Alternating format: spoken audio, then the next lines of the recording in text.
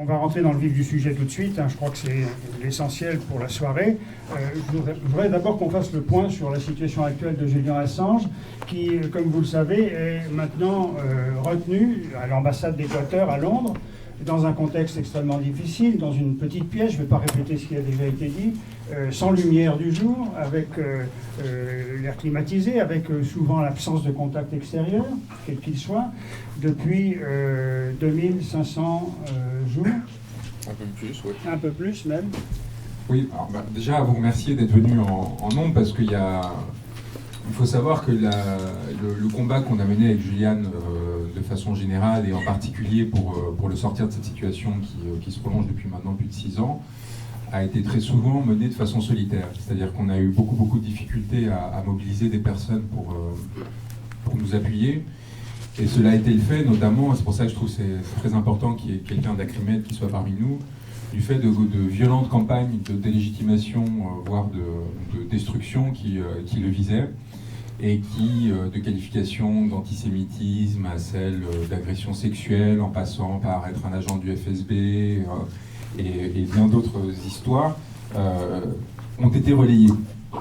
Et en fait, je pense que pour les générations futures, ça va sembler extraordinaire. C'est-à-dire qu'on est cru successivement qu'une personne avait été un violeur, un antisémite, un agent du FSB, et j'en passe, sans qu'à aucun moment nos responsables politiques, nos médias se soient eux-mêmes dit « mais est-ce qu'on n'est pas en train de relayer une parole qui est intéressée ? Est-ce que ça a vraiment du sens de penser que cette personne est si atroce qu'on le dit, et dès le moment qu'elle n'est plus atroce, parce qu'en fait on se rend compte qu'elle n'a pas violé, parce qu'on se rend compte qu'elle n'était pas antisémite, parce qu'on se rend compte que ce n'était pas une agent du FSB, il y a toujours quelque chose qui est utilisé pour le dévaster, et pour faire quoi, évidemment ? Pour éviter qu'il y ait une coagulation de soutien auprès de sa figure, qui fasse que le coût de son enfermement, le coût pour les élites politiques d'en faire une cible, ne soit pas trop élevé. Et donc, très longtemps, en fait, ces campagnes ont marché. Très longtemps, ils ont réussi à faire croire à des personnes de bonne foi qu'en effet, cette personne était atroce. Et malgré l'incongruité des accusations et le fait que, par exemple, on l'avait accusé d'avoir commis cette agression sexuelle, vraiment à quelques jours près, avant la révélation des télégrammes diplomatiques américains qui montreraient comment en Irak, en Afghanistan, l'armée américaine avait commis avec l'armée britannique et quelques autres des milliers et des milliers de crimes de guerre et crimes contre l'humanité qui n'avaient pas été jusque-là révélés. Comment, au moment où il révèle la corruption d'Hillary Clinton, l'utilisation de la fondation Clinton à des fins personnelles, pour s'enrichir, pour financer ses campagnes, etc., comment, en fait, dans la foulée, immédiatement, c'était devenu un agent des Russes, et ainsi de suite. Et alors, malgré l'absurdité de ces attaques et la violence avec laquelle elles se sont répétées et accumulées, eh bien, évidemment, il y a eu une présomption de bonne foi de la part de nos dirigeants politiques, présomption de bonne foi de la part de nos journalistes, par les citoyens. C'est-à-dire qu'évidemment, ça crée un doute. Et je peux le comprendre d'autant plus que moi-même, et les personnes autour de Julian, avons douté pendant toute cette période. À un moment, et même régulièrement, on se disait, mais est-ce que cette personne n'est pas celle que l'on connaît ? Est-ce que cette personne n'obéit pas à des facteurs d'engagement qui nous sont inconnus, en fait, qui nous sont masqués ? Est-ce qu'en fait, on n'est pas en train de se tromper ? Est-ce que tous les sacrifices qu'on est en train de faire pour défendre cette personne ne sont pas faits pour de mauvaises raisons ? Donc l'efficacité de cette violente pression sociale qui est en fait systématiquement instrumentalisée a fini peu à peu par décliner. Et elle a fini peu à peu par décliner à cause de quoi ? À cause en fait du temps qui passe. C'est-à-dire que je vous promets que jusqu'à il y a 2 ans, je devais encore dans les débats dans les médias avec les journalistes expliquer que Julian n'avait pas choisi d'être enfermé dans 20 mètres carrés, comme vous le disiez, sans lumière avec le soleil, au rez-de-chaussée à Londres d'une ambassade qui fait 150 mètres carrés, qu'il n'avait pas choisi pour prendre sa douche, devoir traverser un couloir où il y avait des secrétaires, des conseillers d'ambassade qui travaillaient, qu'il n'avait pas choisi d'être espionné 24 heures sur 24, d'avoir des caméras thermiques, des micros qui étaient disposés tout autour de l'ambassade pour l'empêcher d'avoir une quelconque vie privée, qu'il n'avait pas choisi de voir chacune de ses rencontres, de ses communications filtrées, qu'il n'avait pas choisi de ne pas avoir vu le soleil et avoir eu accès à l'air libre plus de 5 fois en 6 ans, parce que les images que vous avez de Julian sur les balcons, c'est les seules, il en a 5, c'est les seules fois où Julian a eu accès à l'air libre pendant toute cette période. Parce que ça donne sur l'une des rues les plus passantes de Londres, qu'il y a toute une série de policiers autour de l'ambassade, dans un quartier très chic, à côté du Harrods, qui est l'équivalent du Bon Marché à Londres, et que, évidemment, on lui empêche cet accès-là. Et donc, et vous imaginez la violence d'avoir à expliquer à des personnes l'évidence, et de vous voir subir en retour le fait que non, mais il fait exprès. Il est là parce qu'il veut se victimiser, etc. Et réussir à dépasser cette étape, notamment parce qu'il y a eu un rapport de l'ONU qui a condamné le Royaume-Uni et la Suède pour détention arbitraire, donc qui a pour la première fois considéré qu'il y avait un détenu politique en Europe occidentale, c'est quand même très important, avoir cette validation, avoir la fin de l'affaire suédoise et la démonstration définitive que c'était qu'elle n'avait qu'un objectif, c'était le maintenir en détention, montrer qu'en fait cet homme était en effet ce qu'il disait et ce que l'on savait tous depuis le début, c'est-à-dire quelqu'un qui s'est battu pour dire la vérité et qui, pour avoir dit la vérité, a été persécuté de façon systématique et a vu sa réputation, sa liberté détruite par des appareils de pouvoir extrêmement puissants. Et je finis là-dessus, et avoir enfin eu droit à cette admission de l'appareil de pouvoir américain par le truchement du directeur de la CIA de l'époque, qui est depuis devenu ministre des Affaires étrangères américain, Mike Pompeo, qui a dit que Wikileaks était la priorité numéro 1 de la CIA, donc devant Daesh, devant Al-Qaïda, devant... Ça a été un immense soulagement, paradoxalement, parce que jusqu'ici, vraiment, des gens essayaient de nous faire passer pour des fous. Et d'essayer de nous faire croire qu'en fait, tout ça, c'était une sorte de complotisme un peu aberrant, et qu'en fait, on s'en fichait complètement, qu'il pouvait parfaitement sortir de son ambassade, sans difficulté, etc. Évidemment, cette personne, si elle sort de cette ambassade, elle sera extradée aux États-Unis immédiatement, inculpée pour espionnage, mise en détention dans des conditions extrêmement sévères à l'isolement, comme l'a été Chelsea Manning, et in fine condamnée à prison, à 30 ans de prison pour ces faits-là. Donc non, il n'y a pas eu de choix, et enfin pouvoir venir à vous, pouvoir vous parler en nous étant débarrassés de toutes ces années d'obstacles qu'on nous avait mis, qui nous empêchaient d'avoir une discussion sur le fond. C'est-à-dire, il y a un prisonnier politique en Europe occidentale aujourd'hui. Cette personne est Julian Assange. Depuis 6 ans, elle a vu sa réputation, sa vie détruite du fait de son combat pour la vérité. Comment est-ce qu'on sort de là ? C'est une immense respiration. Et vraiment, vous imaginez pas la valeur de vous voir aussi nombreux à Montpellier pour, à un moment, accompagner ce mouvement et enfin pouvoir réfléchir à comment sortir cette personne de là et comment faire pression sur les appareils politiques pour qu'on mette fin à cette situation complètement scandaleuse. C'est extrêmement émouvant. C'est extrêmement émouvant. Pendant des années, je vous le dis une dernière fois, on a été très très seuls, même si j'en suis certain, il y avait beaucoup d'entre vous qui partageaient ce combat, mais la possibilité de l'organiser et de se retrouver ensemble et de réfléchir ensemble à des actions positives pour le régler était quasi inexistante. Donc merci d'être là. On l'a. Merci à toi aussi d'être là. On l'a aussi accusé d'avoir fait quelque part le jeu de Trump, oui. C'est-à-dire d'avoir publié un certain nombre de SMS secrets d'Hillary Clinton au moment de la campagne électorale. Et Trump, à un moment donné, s'est réjoui d'ailleurs de cette publication. On l'a accusé d'être de mèche quelque part avec les Russes sur ce plan. Oui, et ça fait partie des services que l'on a rendus à des puissances du mal, nos très nombreux services qu'on rend aux puissances du mal depuis notre création, et qui nous a valu justement ces déclarations de Mike Pompeo une fois que Trump est arrivé au pouvoir, c'est-à-dire qu'on était sa principale priorité, ce qui montre à quel point ces gens ont une grande gratitude à notre égard, et ce qui a valu aussi de façon plus générale une dégradation très forte des conditions de vie de Julian, qui était quand même, je tiens à le rappeler, mis à l'isolement en 2018, donc l'année dernière, pendant 7 mois, donc sans accès non seulement à des personnes vivantes, mais aussi sans accès à Internet, avec les brouilleurs qui avaient été installés par l'Équateur pour l'empêcher de communiquer avec qui que ce soit. Pourquoi ? Parce que les États-Unis l'avaient exigé, notamment après une visite en février 2018 de Mike Pence en Équateur, dans laquelle un accord militaire a été négocié. En échange de quoi ? En échange de concessions de la part de l'Équateur sur 2 sujets, l'affaire Chevron et l'affaire Assange. Cela, c'est le fruit de 2 choses. Un, le changement d'administration d'Équateur. Correa est parti, Lénine Moreno est arrivé, et Lénine Moreno a décidé de réaligner complètement l'Équateur sur les intérêts américains. Donc ce tout petit pays, qui pendant des années avait eu très courageusement était le principal appui, ce qui avait permis à Julian de survivre, tout simplement. À un moment, a changé de braquet, parce qu'à un moment, le coût était trop important, et a décidé de s'aligner sur les États-Unis. Et donc, à partir de là, Mike Pence a négocié avec eux le fait d'écraser Julian, d'essayer de le détruire. Et pour vous donner une anecdote qui pourrait faire sourire, mais qui dit aussi la tristesse de la situation, moi, j'avais offert un chat à Julian en mars 2016, le fameux Embassy Cat, qui avait un compte Instagram et Twitter qui se baladait.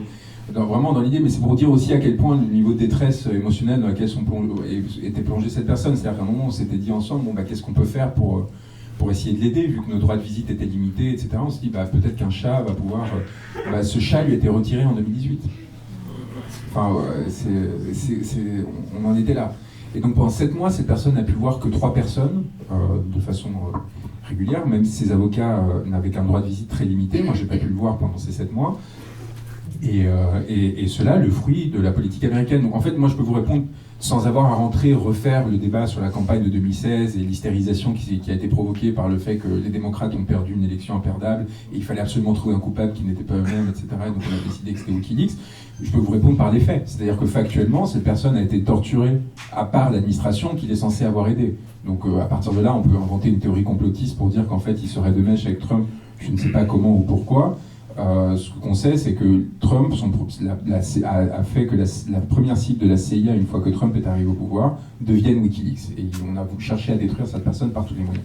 Et cette personne, et alors là quand même je voudrais finir sur une note un peu optimiste sur cette première intervention, 7 mois d'isolement complet dans le même lieu où il est enfermé depuis 6 ans, je le revois en décembre, il allait mieux qu'en janvier dernier. Qu'en janvier de l'année précédente. C'est-à-dire que j'ai vu halluciner de voir la résilience de cette personne face à la violence à laquelle il était confronté, et toujours avec des projets, en m'expliquant cette chose qui est assez belle, qui me disait, tant qu'il y a du mouvement, ça va. C'est quand il y a de l'oubli qui commence à s'installer, que tout d'un coup la condition devient vraiment insupportable. Et c'est là aussi pour insister à quel point ce genre d'événement est important, parce qu'évidemment, je l'ai prévenu, je vais essayer si ça vous dérange pas, de vous prendre en photo un moment, parce que c'est ça qui est important en fait, finalement, c'est votre présence à vous, pour lui envoyer. C'est tout d'un coup se dire, mais il y a des gens qui pensent à moi, quoi. Il y a des gens qui pensent à moi, et quelque part, vous imaginez bien, Montpellier, pour lui, c'est pas... c'est assez... c'est le bout du monde, quoi. C'est comme Haïti, vous voyez, voilà, dire que là, dans cette salle-là, il y a plus de 100 personnes, peut-être plus de 200 personnes qui sont là pour le soutenir, je peux vous dire que ça va lui faire quelque chose, et qui ne compensera peut-être pas l'absence du chat, mais qui au moins lui permettra de passer une meilleure soirée. Voilà. Merci, on reviendra évidemment sur un certain nombre de ces questions et on développera tout à l'heure. Je voudrais me tourner vers les autres intervenants de la soirée ce soir. D'abord, la question des médias a été évoquée par Juan Branco, c'est-à-dire cette incapacité, au fond, cette absence de volonté, tout simplement, d'un certain nombre de médias. Moi, je préfère dire toujours d'un certain nombre de médias plutôt que des médias, parce que si tu rencontres les médias, tu leur diras bonjour de ma part. Il y en a quand même quelques-uns qui ont attiré l'attention là-dessus, comme Le Canard enchaîné, par exemple, comme Mediapart, et quelques autres qui sont revenus. Mais donc, quand même, cette attitude, au fond, des médias d'une façon générale, comment est-ce que à Acrimed, on l'analyse? Oui, alors juste un mot sur Acrimed. Donc, pour ceux qui ne connaissent pas Acrimed, bonsoir. Acrimed, c'est une association, c'est un observatoire des médias qui a plus de 20 ans d'existence. On observe les médias, on analyse le comportement des médias, on critique les médias, évidemment, et puis on fait quelques propositions aussi, dont aujourd'hui on a fait un appel qui est signé par une quarantaine d'organisations politiques, syndicales, associatives, des médias militants et quelques aussi personnalités de l'univers des médias.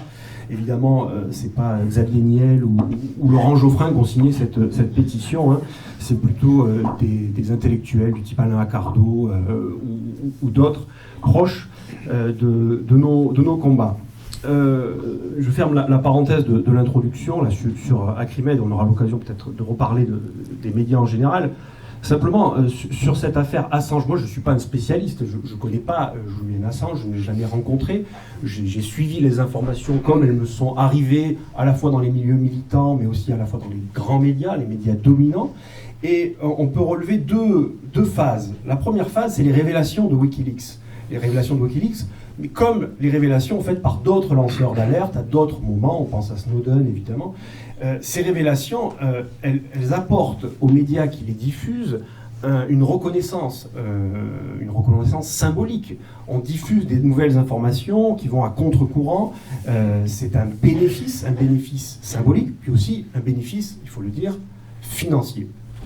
Mais là où ça commence à devenir problématique, c'est la deuxième phase, c'est la phase où le pouvoir, que ce soit le pouvoir politique, souvent, ou le pouvoir des médias, ou le pouvoir économique, parfois, se retourne contre les sources d'information, c'est-à-dire contre Wikileaks, contre Assange, contre Snowden, contre ces lanceurs d'alerte-là. Eh bien là, les médias sont moins présents pour soutenir ceux grâce à qui ils ont eu ces bénéfices symboliques, ces bénéfices financiers.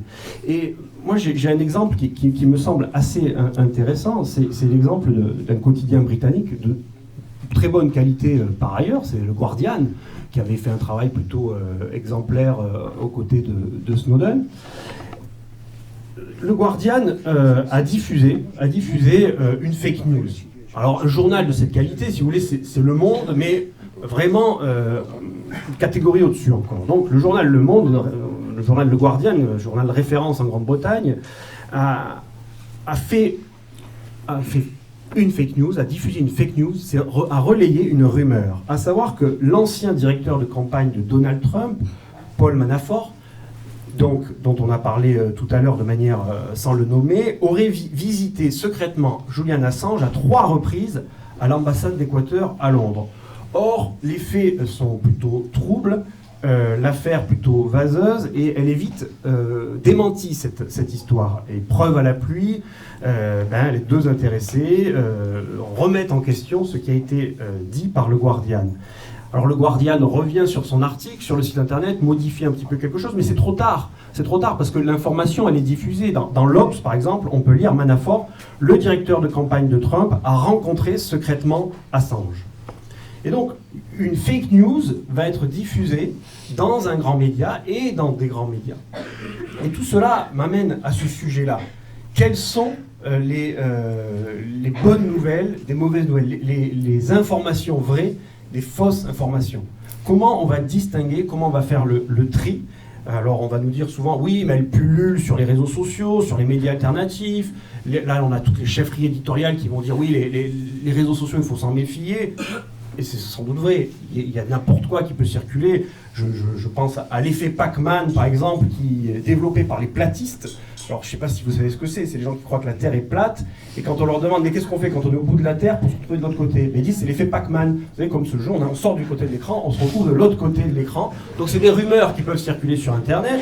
On va dire, c'est un petit peu n'importe quoi, on trouve de tout. Mais dans les médias traditionnels, dominants, on trouve aussi n'importe quoi, on trouve de tout. Alors je ne vais pas tout lister, je pourrais revenir sur les périodes de propagande qui ont justifié des interventions militaires dans de nombreux pays, et remonter par exemple à la première guerre du Golfe. Je vous rappelle cette affaire des couveuses, suite à l'intervention militaire, à l'envahissement de l'Irak, du Koweït par l'Irak, pour justifier une intervention occidentale.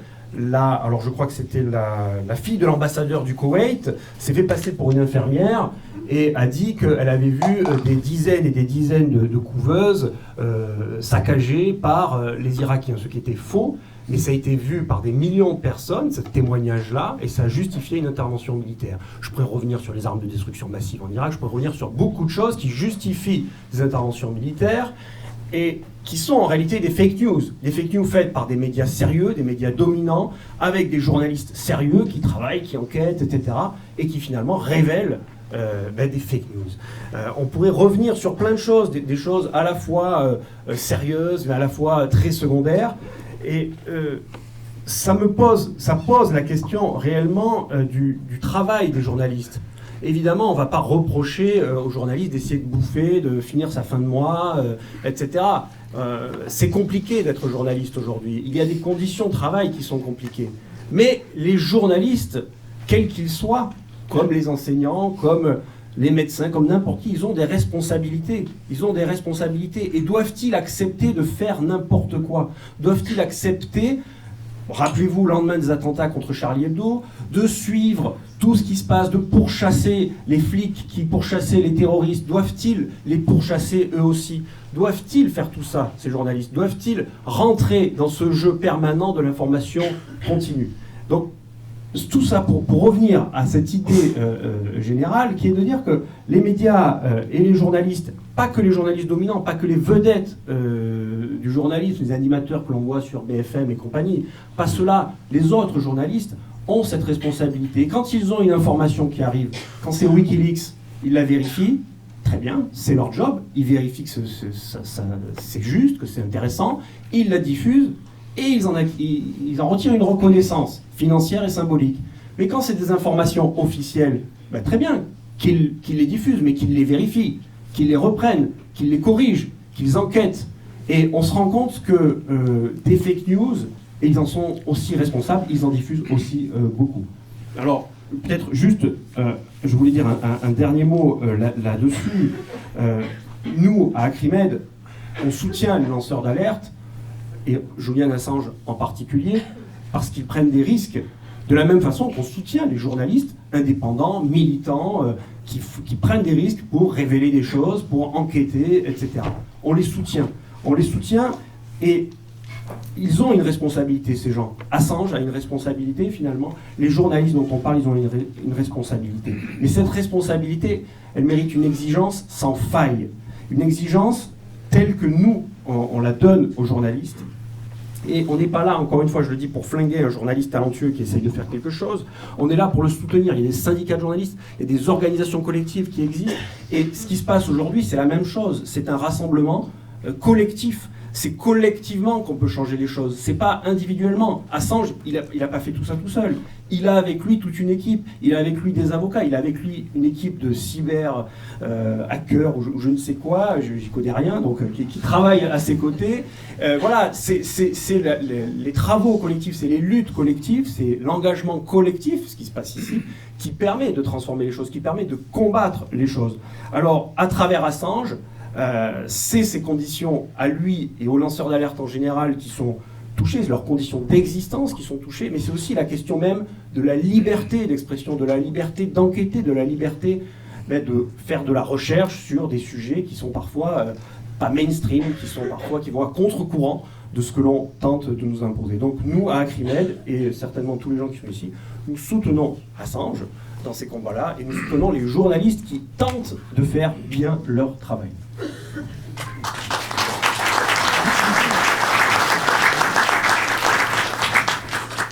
Merci. On aura évidemment l'occasion de revenir sur ces questions. On pourrait peut-être d'ailleurs à la Carmingle faire un débat un jour sur la façon de faire une information loyale et digne de ce nom dans un pays où on en a bien besoin. Ce serait tout à fait intéressant, spécifiquement sur ce thème. Alors, Alain Doudiès, qui est en charge de la Ligue des droits de l'homme à Montpellier. Eh oui, c'est comme ça. C'est un plaisir. C'est un plaisir, mais enfin c'était aussi un peu une charge, je pense. Il y a du boulot, d'ailleurs. Alors il y a peut-être sur cette question de la protection, en particulier des lanceurs d'alerte, quelle est la position de la Ligue des droits de l'homme, et notamment en regard avec Wikileaks et Julian Assange. Bon, effectivement, je viens là ce soir pour confirmer le soutien de la Ligue à Julian Assange. Ça ne date pas d'hier, un courrier au président de la République d'alors, François Hollande, en juillet 2015. Je vous lis quelques lignes. Julian Assange vous a adressé, signé par 12 organisations, dont la Ligue des droits de l'homme. Julian Assange vous a adressé le 3 juillet dernier une demande d'asile en France. Julian Assange n'a pas choisi la France par hasard. Cette demande procède certes de raisons familiales, mais surtout du rapport historique particulier qu'entretient notre pays avec les droits de l'homme. Sa demande est une marque de confiance pour notre pays qui pose des questions fondamentales que l'on ne peut évacuer de façon expéditive. Et plus loin, il incombe au président de la République de se placer au-dessus des considérations de politique intérieure, des intérêts économiques ou encore des partenariats internationaux pour que la France se positionne à la hauteur de ses valeurs et de son histoire. Pas de réponse, pas de suite à ce courrier. Donc je pense que ce qui est intéressant, c'est la question plus générale, ça a été dit, des lanceurs d'alerte, le beau mot de lanceur d'alerte. Et par rapport à ça, je crois qu'il faut qu'on reste, et c'est pas toujours le cas malheureusement, dans une position de grande vigilance sur les menaces qui pèsent sur la liberté d'accès aux sources d'information, la liberté de la diffusion des informations et la liberté de la presse. Quelques exemples. La directive européenne en projet, sauf erreur de ma part, sur les lanceurs d'alerte qui, d'après les dernières informations que j'ai recueillies, serait en recul par rapport à la loi française. Plus chez nous, la loi française sur le secret des affaires, votée par le Parlement dans une assez grande indifférence de l'opinion, loi qui restreint la capacité d'investigation des journalistes dans les entreprises. Troisième exemple récent, la tentative seulement de perquisition des locaux de Mediapart. Et enfin, j'arrête là cette liste, une déclaration récente fin janvier d'un certain Emmanuel Macron, je cite, « Je réfléchis à la création d'une structure chargée d'assurer la vérification et la neutralité de l'information. » Quand j'entends un responsable politique et économique dire ça, je m'inquiète. Ça, c'est vieux de 15 jours. Donc du coup, c'est assez simple. Je crois qu'il faut rester très vigilant, qu'on soit lanceur d'alerte ou pas. Et n'oublions pas Julien, bien sûr.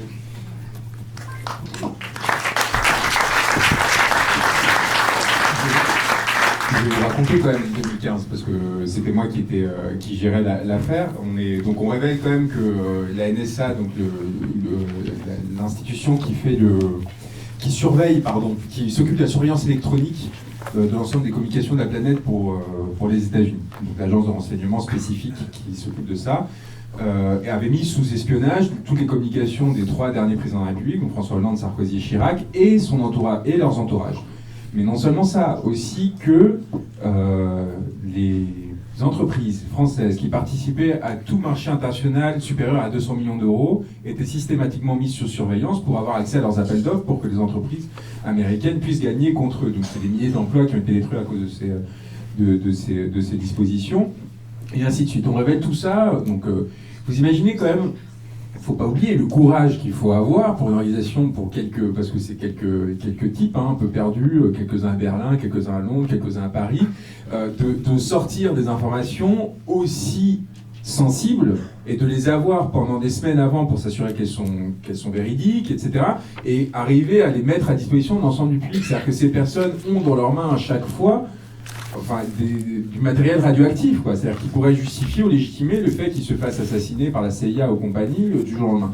Donc Julian et les personnes qui travaillent avec Wikileaks ont le courage de sortir ces informations essentielles pour la souveraineté française. Savoir qu'en gros, vous imaginez les moyens de pression dont dispose la puissance américaine sur notre président de la République s'ils ont accès à toutes leurs communications personnelles et professionnelles. C'est énorme. C'est-à-dire qu'ils avaient accès en gros à tout ce que l'État français produit comme information. Et je parle aussi, je ne reparle pas des entreprises et des effets induits que ça produit. Donc on a une situation où on révèle ça. C'est une immense indignation collective. Évidemment, c'est-à-dire qu'on se rend compte qu'en fait, on est complètement vassalisé. On révèle par ailleurs qu'à 50 mètres de l'Élysée, il y a une station d'écoute des États-Unis au sein de l'ambassade, qui était en fait masquée par une sorte de faux décorum. Mais sauf qu'en fait, qu'est-ce qui s'est passé? C'est que tout ça, ils le savaient. Mais ce qu'ils ne voulaient pas, c'est que nous, on le sache. En fait, le problème, c'était pas que Hollande sache qu'il espionnait ou pas, et Hollande savait probablement assez précisément. Par contre, il n'a pas supporté qu'on révèle au public qu'en effet, il le savait et qu'il n'avait rien fait pour l'éviter. Et qu'en effet, en fait, nos dirigeants acceptaient parfaitement le fait d'être espionnés par la puissance américaine, qu'ils acceptaient parfaitement qu'à 50 mètres de l'Élysée, il y a une station d'écoute pseudo-déguisée dont on était tous au courant, parce qu'évidemment, vous avez une caméra thermique, vous voyez que ça dégage des chaleurs extraordinaires, donc vous faites des vérifications, vous savez bien ce qui se passe là-bas. Et en fait, on s'est retrouvés en pensant que évidemment Hollande allait être fou de joie qu'on lui rendu ce service, de récupérer sa souveraineté, voilà. Et en fait non, Hollande était furieux. Qu'on révèle ça au public et qu'on révèle aux Français qu'en fait il était un couard absolu et qu'il n'avait rien fait pour corriger cette situation et qu'il acceptait parfaitement le fait d'être vassalisé des États-Unis. Donc alors que l'on demande à ce que la France nous accueille, alors là moi j'ai sorti les violons, la tribune que Julian a publiée dans Le Monde, c'est moi qui l'ai écrite, je peux vous dire j'en ai mis des couches, j'ai rappelé des faits qui sont réels, à part ces conditions de détention, que cet enfant qui habite en France, qu'il a eu en France, qu'il n'a pas rencontré depuis qu'il est né. Pourquoi ? Parce qu'il a peur que s'il vient le voir dans l'ambassade, il soit identifié, qu'il puisse faire l'objet de pression qui l'empêche de faire son travail à lui. C'est-à-dire qu'on est quand même là, hein. C'est à ce niveau de manque d'humanité que l'on se confronte, qu'il a créé Wikileaks en France, qu'il a une attache avec la France, qu'en effet la France est le pays de droit de l'homme, etc. Donc une pleine page dans le monde où on sort, ce que le monde ne m'a jamais pardonné d'ailleurs. Parce que le Monde s'est fait taper sur les doigts pour avoir publié cette tribune. Ça aussi, il faut que vous le sachiez. Moi, je suis blacklisté au Monde depuis 2015 parce que le Monde s'est pris une volée de bois vert pour avoir publié cette pleine page en disant « mais à quoi vous jouez ?»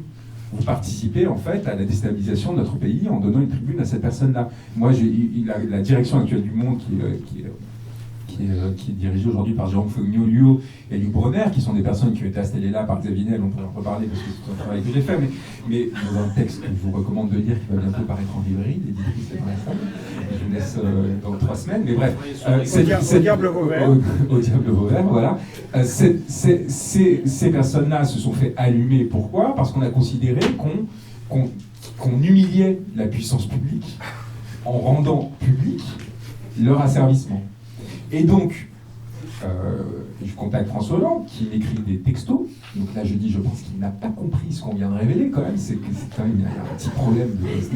Et qui m'écrit des textos, donc il n'essaie pas de me communiquer avec moi de façon sécurisée, mais vraiment, voilà. Et il me dit, oui, rencontrons-nous, etc. Il m'écrit 3 textos, puis il disparaît. Donc du coup, on se dit, on publie la lettre, où en effet, on dit, ça serait pas mal. On ne demande même pas l'asile. On dit, ça serait quand même pas mal que la France ait l'idée de récompenser quelqu'un qui vient de lui rendre un tout petit service. Parce qu'évidemment, dès que vous faites ça, théoriquement, les États-Unis sont obligés de rétropédaler.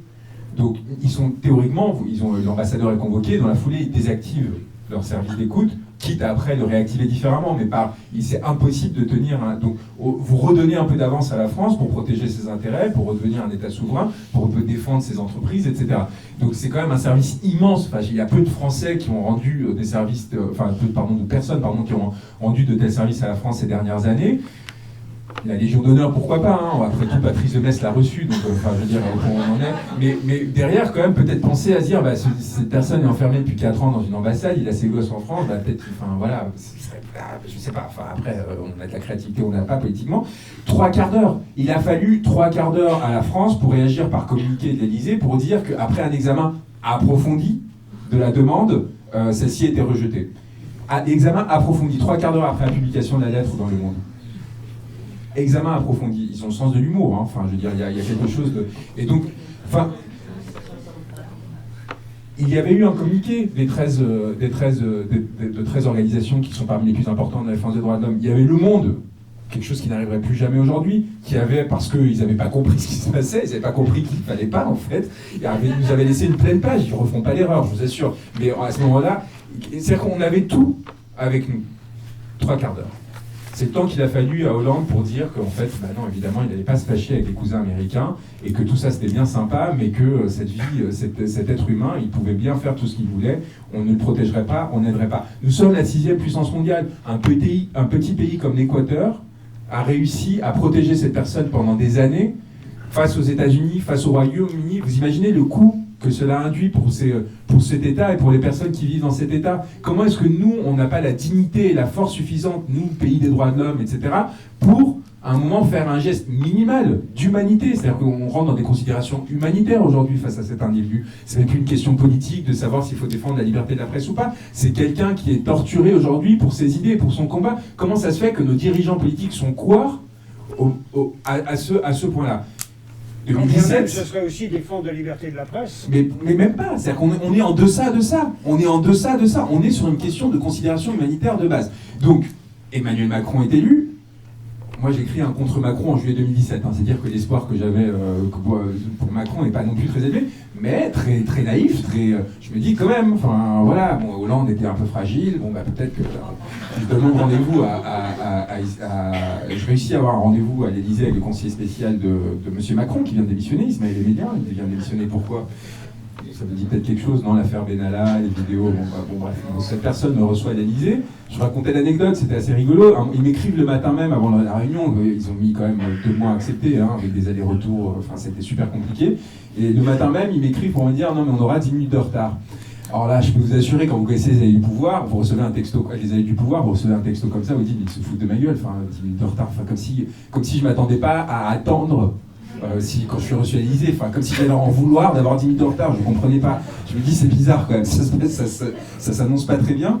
J'arrive devant l'Élysée, et là, les gendarmes me disent, non, mais il faut attendre devant l'Élysée jusqu'à 15h10, au lieu de 15h10. Qu'est-ce que c'est? Et en fait, je vois, ils me font attendre devant la cour, et donc en fait, on voit en transparence, et là, je comprends qu'en fait, dans l'Élysée, il y a qui? À 15h, il y avait le ministre des Affaires étrangères américain, Rex Tillerson, et que le protocole de l'Élysée avait paniqué à l'idée que je sois à l'Élysée, moi l'avocat d'Assange, au même moment que Rex Tillerson, et que du coup l'Élysée se trouve empris dans cette polémique sur l'élection de Trump et compagnie, qu'en fait on se rend compte que tout ça c'était un complot ourdi probablement par Emmanuel Macron pour faire élire Trump. Enfin, vous voyez, et donc il me faut attendre 10 minutes devant l'Élysée le temps que Rex Tillerson avec sa grosse limousine sorte et me reçoive à l'Élysée. Et en fait à l'Élysée, donc moi je leur dis, écoutez, Julian est dans la situation qu'il est, humanitaire, blablabla, enfin je lui raconte ce qu'on commence à tous savoir, et ils me répondent, ah mais vous pouvez effacer les Macron X?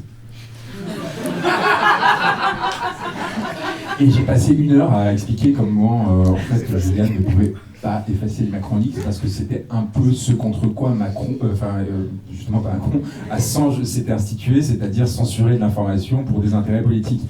Ça passait pas vraiment, hein, ça a mis un certain temps à rentrer, et au bout d'1 heure, j'ai eu cette réflexion extraordinaire d'Ismaël Emelien, qui me dit, je le révèle tout ça parce que je m'étais engagé à pas le dire, mais en fait Ismaël Emelien en a parlé le premier, donc je me suis dit que bon voilà. On est entre nous là. Voilà. Et Ismaël Emelien quand même me dit à la fin, non mais vous savez, ça pourrait finir en suicide quand même. Lui il pense à quelqu'un de l'Élysée, à un des conseillers qui a vu ses mails exposés, ses mails professionnels exposés. Et là je regarde, je dis, écoutez, s'il y a quelqu'un qui est exposé à ce risque, c'est pas votre conseiller de l'Élysée payé 15 000 balles par mois pour servir un pouvoir qui est complètement délétère, mais peut-être celui qui est enfermé depuis 6 ans pour avoir révélé la vérité.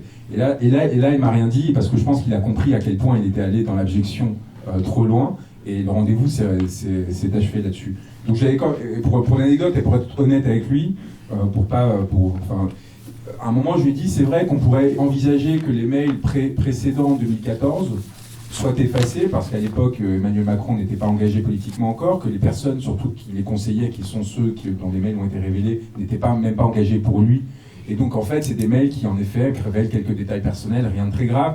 Et j'aurais dit, éventuellement, oui, là-dessus, je pourrais voir avec Julian pour une question de vie privée, d'intimité. Et finalement, ça ne s'est pas fait. Mais que ce ne se soit pas fait a fait que la France ne fasse rien sur cette affaire. C'est-à-dire qu'il conditionnait le fait d'agir sur ce dossier au fait qu'on leur rende service. Donc vous voyez, le niveau de rapport aux politiques, de rapport à l'idée, c'est quand même assez sidérant. Et c'est pas rendre service à la France, parce que ça a été fait de façon tellement grande par rapport à ce qu'eux ne feront jamais que voilà. Non, c'était leur rendre service à eux en tant qu'homme politique, en tant qu'homme de pouvoir. Et c'est là où, en fait, cette tristesse fondamentale qui habite le politique aujourd'hui en France, je pense que c'est quelque chose qui est interrogé par certains mouvements en cours et qu'il faut soutenir très fortement. Merci. Alors, un mot pour dire que nous avons oublié, c'est notre très grande faute, de citer la présence des amis du monde diplomatique qui sont quelque part dans la salle, je ne sais pas où. Il y en a plusieurs, d'ailleurs des amis, il y a beaucoup d'amis, ils sont là derrière. Donc voilà, l'erreur est réparée, pardon, et merci d'être présent et de soutenir cette soirée également. Je vous donne la parole, si vous le souhaitez, évidemment, pour intervenir, poser des questions à l'un de nos intervenants, et en particulier à Juan Branco, sur cette prison, appelons-le comme ça, même s'il est à l'abri, pire qu'une prison, de l'ambassade d'Équateur. Est-ce que vous souhaitez avoir la parole maintenant? Je ne vois pas de main se lever. Si, j'en vois une. Avec le micro. Bonsoir. Donc j'ai une question pour Juan qui est là concrètement en fait l'Équateur ils peuvent tenir jusqu'à quand? Et est-ce qu'il n'y a pas moyen de lui faire revenir Pamela? Vite fait. Ça pose la question, la durée, ça pose aussi la question des moyens. Quels moyens mettre en œuvre? Évidemment, tu l'as dit tout à l'heure, cette pression des gens peut jouer un rôle. Est-ce que c'est la seule chose? Est-ce qu'il y a d'autres aspects qu'il faut mettre en œuvre pour essayer d'obtenir sa libération? Un des aspects importants de la discussion avec Emelien, qui a quand même duré 1h30, parce qu'évidemment, qu'est-ce qu'il faisait derrière? Il essayait de jauger un potentiel adversaire politique. Tout ça a toujours des intérêts sous-jacents pour ces gens-là. Un des aspects importants, c'est qu'il était convaincu que Julian n'avait plus de soutien au sein de la population française. Et il disait, vous vous rendez pas compte, et il disait de façon assez cynique, il disait, vous vous rendez pas compte l'effet qu'a eu la campagne, et en gros, il laissait entendre qu'il avait bien compris que c'est une campagne de déstabilisation, pour tout ce qui s'est passé autour de l'affaire Trump. Mais vous imaginez, je pense que vous vous rendez pas compte à quel point il est en gros délégitimé. Vous voyez, donc en fait, au sein du pouvoir, il y avait un biais interprétatif, enfin, je pense que c'est pas la seule fois qu'ils se sont trompés sur l'état d'opinion française, mais voilà, où ils pensaient que en fait, il n'y avait pas de pression sociale. Et que du coup, pour Macron, il n'y avait pas d'intérêt à intervenir parce qu'ils allaient défendre quelqu'un qui finalement, et ça n'allait rien leur apporter, encore une fois, ces gens pensent comme ça. Donc évidemment, la question de l'appui populaire n'est pas secondaire. Sur la question de l'Équateur, il n'y a pas de machine arrière parce qu'en fait, l'Équateur a déjà cédé. L'Équateur a déjà pris la décision de lâcher. Et là, c'est une pure question d'organisation, c'est-à-dire à quel moment on lâche Julian, à quel moment on s'en débarrasse pour que le coût symbolique soit le plus faible pour nous, en gros, pour eux, enfin, pour l'Équateur. Donc ils sont en train d'essayer d'organiser la chose de façon à s'en débarrasser petit à petit et qu'ils fassent qu'à la fin, en espérant qu'on s'en rendra pas compte quelque part, quoi, et qu'on s'en rendra pas compte qu'ils ont complètement lâché sur leur... Donc on a en fait une horloge qui tourne comme ça, qui se rapproche un peu plus de minuit à chaque fois, qui tourne à l'envers, et on a cette crainte de se retrouver à un moment cornérisé sans ne plus pouvoir rien faire, et on n'a aucun espoir sur l'Équateur, parce qu'encore une fois, l'accord a déjà été signé, en quelque sorte. Donc ça dépend en gros des États-Unis et du moment. Donc il y a un enjeu au niveau américain, c'est-à-dire faire une grande pression sur l'opinion publique américaine, essayer de récupérer les soutiens qu'on avait eu en 2010, notamment New York Times et compagnie, qui nous ont lâchés en race campagne, évidemment, parce qu'une fois qu'ils avaient pillé tout ce qu'ils avaient à piller, ils s'en sont débarrassés immédiatement parce que Julian dérange les médias. Julian, c'est quelqu'un qui ne participe pas à toutes les compromissions qui font le fonds de commerce de ces médias. Ces médias, en fait, dépendent de leur proximité avec des appareils de pouvoir pour vous fournir des informations et pour faire pour faire leur beurre, en fait, tout simplement. Donc il y a tout un système, quand vous voyez paraître des informations politiques ou autres, toutes les sources sont intéressées. Et ça, c'est aussi la réponse que je donnerais à est-ce que Julian a fait le jeu des Russes ou pas, si c'était les Russes qui avaient donné l'information pendant les élections de Trump. Toutes les sources ont un intérêt à communiquer des informations aux journalistes, que ce soit financière, que ce soit d'estime, que ce soit d'accès au marché de l'information, c'est-à-dire vous donner quelque chose et en retour, vous allez avoir une exposition qui va vous permettre de rencontrer des gens, de construire votre notoriété. Ça n'existe pas, la source d'intérêt. Vous imaginez bien que l'affaire Benalla, c'est une affaire de trahison au sein de l'élite étatique qui a fait que quelqu'un, à un moment, s'est désolidarisé de l'appareil macronien et qui a balancé à Ariane Chemin, la journaliste du Monde, ce qui se savait par ailleurs, en fait, ce qui se savait dans le petit Paris, mais jusque-là on avait contenu parce que Macron avait réussi à resserrer l'étau autour du pouvoir de façon à ce que ça ne filtre pas pendant un certain temps, pour des raisons qu'on pourrait détailler. Et à un moment, il y a eu une sorte de défaillance dans ce système de contrôle d'information qui a fait que quelqu'un a fait fuiter et Ariane Chemin a récupéré l'information. Ariane Chemin n'est pas allé enquêter, hein. Enfin, je veux dire, la vidéo était en ligne, on pouvait reconnaître Benalla. Il y a des centaines de journalistes qui ont suivi Emmanuel Macron pendant la campagne présidentielle qui ont vu Benalla tous les jours pendant des mois. Donc je peux vous dire que l'information n'était pas cachée, ça, on n'a pas... Et cette information, d'ailleurs, cette vidéo a été tournée par un jeune garçon de 20 ans qui m'en a parlé en disant, moi je suis halluciné, personne ne m'a jamais remercié, ou personne ne m'a jamais cité pour dire, enfin c'est grâce au fait que vous ayez été à ce moment-là en train de filmer la scène, qu'on a su qu'il y avait un conseiller de l'Élysée qui était en train de frapper des citoyens en abusant complètement de l'autorité. Non, bah, c'est toute gloire à Ariane Chemin, la grande journaliste du Monde, qui en fait n'a fait que récupérer la dénonciation d'un des pères de Benalla. Pourquoi ? Parce que cette personne-là avait besoin de se débarrasser d'un adversaire à ce moment-là au sein de l'appareil macronien. Il y a un marché de l'information. Il faut vraiment toujours avoir conscience de ça.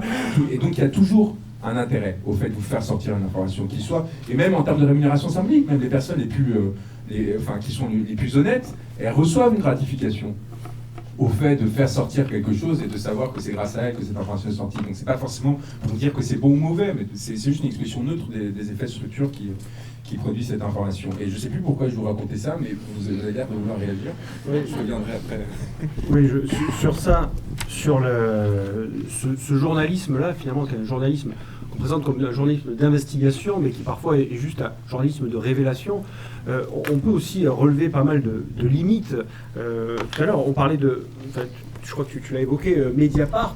Mediapart qui n'a pas été spécialement glorieux sur l'affaire Assange. Hein. Si je m'abuse, il n'y a pas eu vraiment d'article de soutien à Assange en particulier. Alors Il y en a eu un, mais voilà, mais il n'y a pas eu vraiment de politique de soutien, de campagne ou je ne sais quoi, alors que c'est un petit peu leur fonds de commerce, le journalisme d'investigation, d'enquête, etc. Voilà, c'est assez intéressant parce qu'il y a toujours, exactement, j'allais y venir, tu parles de Benalla, mais quelqu'un que je pense qu'ici personne n'apprécie spécialement, c'est François Fillon. On a un électeur de Fillon ici, mais bon, on en démocratie. Encore. Mais pourquoi les affaires du type celle de Fillon sortent à ce moment-là? C'est un choix. C'est un choix éditorial qui est un choix particulièrement politique à ce moment-là. En pleine campagne présidentielle, sortir toutes les affaires sur Fillon, et la façon dont c'est sorti, c'est tactique.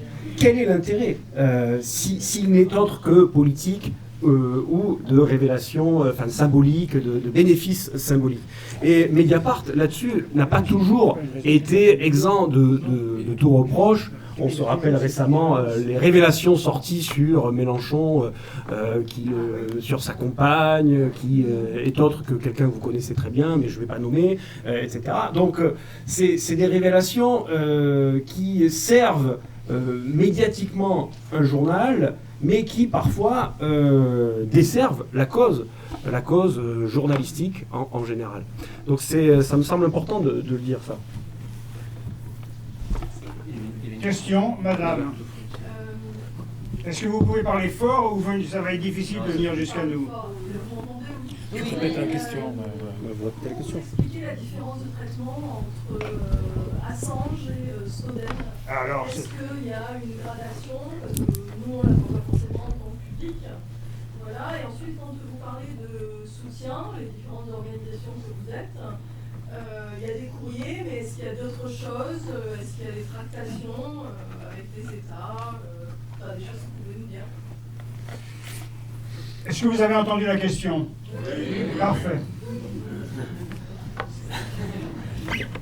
Alors moi j'ai toujours interprété, moi je devais bosser pour Snowden au départ. Enfin moi je rencontre Julian parce que on m'avait demandé si je pouvais filer un coup de main à Snowden et ils me disent bah voilà on va voir Julian pour vous envoyer voir Snowden, et en fait au bout de 3 heures de réunion avec Julian qui m'ont provoqué une énorme crise de claustrophobie, parce que quand je vous dis que c'est glauque, c'est vraiment glauque, hein. Enfin c'est vraiment pas, le papier peint est défraîchi, c'est même pas, c'est pas l'ambassade de France quoi, c'est l'ambassade d'Équateur qui a pas beaucoup de moyens. Et donc il me dit, bah, écoute, Edouard a tout un pays, moi j'ai une chambre, voilà, si tu pouvais plutôt bosser pour moi. Et vraiment ça s'est fait comme ça. Et donc, mais pourquoi est-ce que ça s'est fait comme ça? Parce que celui qui a sauvé Snowden de Hong Kong, c'est Julian. Et il faut quand même le rappeler, c'est-à-dire que le Guardian arrive avec ses 3 journalistes que j'aime bien par ailleurs, hein, Glenn Greenwald, Laura Poitras et un troisième, je ne me souviens plus du nom exactement. Après que Snowden les ait harcelés pendant des mois, parce qu'ils étaient là, ouais, ça peut être intéressant, je sais pas quoi, ils finissent par daigner le rencontrer à Hong Kong. Ils lui font sortir toutes les informations qu'ils peuvent lui faire sortir, et pardonnez la vulgarité, il se barre. Et il laisse Edward Snowden en disant, mais merci quoi, le type a 27 ans quoi. Enfin, il vient de révéler comment les États-Unis espionnaient de façon systématique toutes les communications, mais la plus grosse fuite de données de l'histoire d'une agence de renseignement au monde, et il se pose pas la question de savoir comment est-ce qu'on va aider cette personne. Et Julian à ce moment-là dépêche en urgence, par chance, une de ses principales employées, Sarah Harrison, par chance, pourquoi? Par chance, elle avait vécu à Hong Kong. Et donc il dit mais va tout de suite là-bas pour lui filer un coup de main. Et elle a réussi à le cacher via un avocat dans une planque, dans une banlieue de Hong Kong avec d'autres demandeurs d'asile où les policiers n'auraient jamais pensé à les chercher. Et réussissent à exfiltrer chemin d'Équateur et se retrouvent coincés à Moscou. Mais vous voyez, enfin, ça aussi sur la question des médias traditionnels, le Guardian, ça fait un petit moment qu'on a un petit conflit latent. Et je pense qu'ils n'ont jamais supporté le fait qu'on expose ça. Cette absence complète d'intérêt pour les personnes qui en effet avaient pris le risque d'agir. Pourquoi est-ce que Snowden est mieux perçu dans l'opinion publique que Julian ou l'a été pendant longtemps? Il y a plusieurs facteurs. Le premier, Julian, c'est pas un lanceur d'alerte, c'est un journaliste. C'est quelqu'un qui recueille des informations qui lui viennent des lanceurs d'alerte, qu'ils s'exposent ou non. Il faut vraiment garder ça à l'esprit. Du coup, Julian est un concurrent pour les journalistes. C'est quelqu'un qui montre à quel point les journalistes ne font pas bien leur travail. Julian a révélé plus de documents en 10 ans que tous les autres médias agglomérés dans toute l'histoire de l'humanité. C'est-à-dire qu'à un moment, ça pose question sur le degré de complicité active ou passive que s'établit entre les médias de l'establishment, entre guillemets, les appareils de pouvoir qui les nourrissaient pour les raisons dont on parlait tout à l'heure. Julian les met en danger, et les met en danger critique parce qu'il montre à quel point leur travail est fait de compromissions, de compromis, de rapports un peu adultérés avec la réalité, avec la vérité. Et donc Julian arrive avec comme une grosse brute, hein, il arrive et il dit bah non, moi je ne vais faire ce qu'on appelle du journalisme scientifique, je ne vais publier que des informations qui sont sourcées. C'est-à-dire qu'à chaque fois, il n'y aura pas un mot dans Wikileaks qui ne répondra pas à un document qui est produit par un appareil de pouvoir. Et il révèle comme ça, et il fait ça de façon tellement massive et extraordinaire que ça va participer notamment à des bouleversements majeurs comme le printemps arabe, etc. Et donc, cette puissance extraordinaire qu'il redonne au journalisme fait concurrence, et du coup fait que très vite, bah, en fait, si on peut s'en débarrasser, bah, tant mieux, parce que franchement, ce qu'il nous montre, c'est qu'on n'est pas si bon que ce qu'on pensait ou que ce qu'on prétendait être. Je pense que là, il y a des explications importantes. Les médias publient aussi ce qu'il dit. Oui, évidemment, Julian a joué une stratégie très fine, c'est qu'au début, et de façon régulière, il a fait des partenariats avec ses médias institutionnels, parce que Julian, c'est personne. C'est quelqu'un qui vient du bush de l'Australie, qui vivait dans une caravane avec... il raconte comment il s'est fait arrêter la première fois à 16 ans parce qu'il avait hacké le Pentagone, il était resté des semaines au Pentagone, dans les réseaux du Pentagone en se baladant, et il foutait les disquettes avec des données qu'il n'utilisait pas, hein, il faisait ça pour s'amuser, dans la ruche d'abeilles qu'il avait chez lui. Enfin, vous voyez, c'est quand même un personnage un peu particulier, quoi, un peu original, on ne devient pas Julian Assange sans raison. Et bien, cette personne-là, il se fait arrêter, et une première fois, puis après une deuxième à 20 ans, et quand les policiers arrivent, il le raconte dans son autobiographie, la fausse autobiographie qu'il a faite, c'est une histoire compliquée, mais je vous recommande de la lire, Underground, ça s'appelle. Les policiers arrivent et il les voit, il ouvre la porte, il dit non mais vous pouvez pas revenir plus tard, là ma femme vient de me quitter, il ferme la porte. Évidemment il défonce la porte et il arrête. Mais donc Julian, 20 ans plus tard, de par sa connaissance technique, de par sa connaissance profonde des outils qui en fait aujourd'hui sont inaccessibles, mais qu'à l'époque, dans les années 80, enfin les années 80, début des années 90, si vous vouliez faire de l'informatique, vous étiez obligé de faire du code. Vous étiez obligé de comprendre comment fonctionnaient les machines sur lesquelles vous travailliez, ce qui n'est plus du tout le cas aujourd'hui, a compris, a politisé sa maîtrise technique. Et donc peu à peu, il a compris les enjeux politiques qu'avaient ces outils, et donc il a compris très vite que quelque chose comme Wikileaks pouvait exister, c'est-à-dire quelque chose qui permettrait à des personnes, tout en préservant leur anonymat, de révéler des secrets qui étaient jusqu'alors gardés par des grandes organisations, des États, etc. Et donc cet engagement, c'est une idée brillante, mais qui est précurseur, qui a après été succédé par toute une série d'autres institutions qui l'ont imité, ne lui permettait pas en soi d'exister. Même si vous avez les plus grandes informations, si vous n'arrivez pas à les diffuser, bah, ça ne sert à rien. Et donc il s'est d'abord, dans un premier temps, mis en partenariat avec le New York Times, Le Monde et compagnie, pour sortir ces informations, pour gagner en notoriété. Pour permettre, et en fait très rapidement, il en est sorti parce qu'il a bien vu comment ces organisations fonctionnaient. C'est-à-dire qu'immédiatement, ces organisations commençaient à dire « Ah oui, mais ça on ne peut pas le sortir ». Ah non, mais ça, il faut le censurer. Ah, mais ça, non, ça risque de mettre en danger des sources de la CIA en Afghanistan. Ah, mais ça, mais... Et à un moment, il a dit, mais vous rigolez, quoi. Et donc, il a rompu ses partenariats, il a continué à publier des informations. Contrairement à ce que ces médias disaient, il n'y a jamais eu une victime à cause de Wikileaks nulle part dans le monde. Contrairement à ce qu'il... En fait, évidemment, quand vous êtes face à des appareils comme la CIA et compagnie, ils ont les moyens de protéger leurs sources très rapidement. Donc, il avait raison, mais en rompant avec ces personnes-là et en expliquant pourquoi il le faisait. C'est-à-dire en démontrant qu'ils étaient trop proches des appareils de pouvoir qu'ils étaient censés contrôler, évidemment, il s'est fait détester par ces personnes. Et donc, il a commencé, par-dessus ça, à se prendre des campagnes de délégitimation massive. Ces médias ont commencé à les suivre, par un sens de travail en propre. Au lieu d'aller enquêter sur les sujets, ils relayaient la parole des pouvoirs. Ça, c'est quelque chose qui est chronique. Hein. Je vous une anecdote personnelle, juste un point de...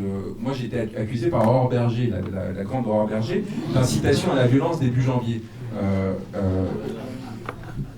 Parce que j'avais dit qu'il fallait faire trembler les responsables politiques et leur faire se rendre compte que la politique n'était pas un enjeu de carrière, mais que les décisions qui étaient prises quand vous aviez des responsabilités impactaient des millions de personnes, et que donc il fallait sentir ce tremblement. Vous voyez, l'incitation à la violence. Bon, bref. Aurore, et donc elle m'a accusé d'armer les esprits. Non, mais ce qui est intéressant, pourquoi est-ce que je vous parle de ça? C'est parce qu'elle fait un communiqué qui est immédiatement repris tel quel par l'AFP. L'AFP, quasiment tout le monde sait, mais je vais quand même le dire, c'est un peu le média des médias. C'est une agence qui redistribue l'information. Quand vous lisez un article sur les sites internet du Figaro et Le Monde, les 2/3 des articles sont sourcés AFP. Mais en fait, sont soit modifiés à la marge, soit pas modifiés du tout, sont des reprises de ce qu'on appelle les dépêches AFP. Et donc elle fait ces communiqués qui est immédiatement repris tel quel par l'AFP, qui qui a mon numéro, hein, l'AFP, j'échange régulièrement, notamment du fait de l'affaire Assange, ne prend pas la peine de m'appeler pour dire quelle est votre réaction, pour respecter le contradictoire. Après tout, on vous accuse que de faire incitation à la violence. Moi, ça ne me dérange pas, hein, mais si j'étais quelqu'un qui était un peu plus frileux, qui avait envie de travailler dans une boîte du CAC 40 ou juste de faire ma vie tranquille, je peux vous dire que c'est le genre de truc qui provoque votre mort sociale immédiatement. Enfin, c'est que ça a des enjeux très forts. Et par ailleurs, le communiqué avait plein d'erreurs, notamment, enfin bref, il y avait plusieurs erreurs factuelles qu'ils n'avaient pas vérifiées. Pourquoi ? Parce que l'AFP est habituée à reprendre telle quelle la parole de pouvoir parce qu'elle considère que la parole de pouvoir a une légitimité particulière. Et que donc elle n'a pas à vérifier systématiquement tout ce qu'elle produit, et qu'au contraire, elle a un rôle de relais qui doit s'appliquer au pouvoir. Ça, c'est un truc sociologique, hein. C'est pas que parce que l'AFP appartient à l'État français, quoique ça doit jouer, mais à la marge. C'est vraiment des affaires d'habitus. Et donc cette proximité, Julian se la prend en pleine tronche quand il voit qu'en fait ces médias qui étaient ses partenaires 3 mois avant, parce qu'ils ont un peu la rage contre lui, relayent toutes les campagnes médiatiques contre lui de façon systématique, même si elles sont absurdes, et il commence à dénoncer ça aussi. Bah là, vous devenez l'ennemi public numéro 1. C'est-à-dire que quand vous commencez à dénoncer les compromissions des médias, je peux vous dire que vous êtes foutus, parce qu'évidemment, qu'est-ce qu'ils font ? Ils se vengent. Ils se vengent en disant, ah oui, vous me dites qu'on est compromis, mais regardez-vous, vous aussi, vous avez, et donc ils vont fouiller dans les poubelles, et c'est comme ça que vous devenez l'ennemi public numéro 1. Mon explication, ça se passe alors que Snowden a eu, parce que c'était le coup d'un soir finalement, c'était une action en tant que lanceur d'alerte, ça n'allait pas devenir un personnage systémique, était beaucoup moins dangereux pour tous ces gens-là. Donc on pouvait beaucoup plus facilement l'héroïser. Il était beaucoup plus lisse en quelque sorte. Moi, avec tout le respect et tout le courage qu'il a, hein, mais c'est juste pour vous montrer à quel point en fait l'âpreté avec laquelle est traité Julian et le fait que le personnage est très âpre pour le système existant. Alors que Snowden c'est quelqu'un de parfaitement réintégrable. À un moment, on dit, bon, bah d'accord, il a trahi, mais en fait, c'était pour la bonne cause. Et donc, on le récupère, et donc, les médias peuvent se permettre de le défendre. Parce qu'ils savent qu'à terme, il réintégrera le système. Enfin, on pourra le réintégrer en termes éthiques, etc. Assange, non, ça restera jusqu'à la fin de leur jour quelqu'un qui va les embêter. Donc, évidemment, du coup, le traitement ne sera jamais le même. Et Wikileaks, aujourd'hui... Pourquoi ça ? Voilà. Pourquoi Snowden pourrait rejoindre le système ? Snowden ne demande que ça, revenir aux États-Unis, avoir une amnistie qui lui permettra, Snowden le dit, hein, il veut redevenir un citoyen normal. Il n'a pas de combat politique. Lui, il a vu l'injustice, il a dénoncé. Mais il n'est pas. Alors que Julian Assange a un combat structurel. Il y a un combat structurel, c'est-à-dire qu'il a vu ce que provoquait un changement technologique au sein des sociétés, qui faisait que les révélations de masse devenaient possibles, etc. Et il veut le pousser jusqu'au bout. Et jusqu'au bout, quel que soit le sujet, il va vouloir révéler à travers cet outil. C'est en cela qu'il est journaliste. C'est le combat d'une vie. Alors que, encore une fois, Edward Snowden, il le dit lui-même, il aurait rêvé, il a essayé de s'engager pendant la guerre en Irak, il aurait rêvé de servir un État qui serait juste. Julian, c'est un dissident de l'intérieur. C'est quelqu'un qui restera dissident à jamais de l'Empire américain. Et moi, j'ai une autre explication pour ça. Je pense que parce que il est australien. Et en fait, quand il s'est fait arrêter à 16 ans puis à 20 ans, parce qu'il avait hacké le Pentagone, il s'est tout de suite rendu compte qu'en fait, son État ne le défendrait jamais. L'Australie ne le défendrait jamais. Au contraire, que l'Australie fonctionnerait comme un valet de la puissance américaine. Et qu'est-ce qui s'est passé 48 heures après qu'il était accusé de l'affaire suédoise en 2011 ? L'Australie lui a retiré le passeport.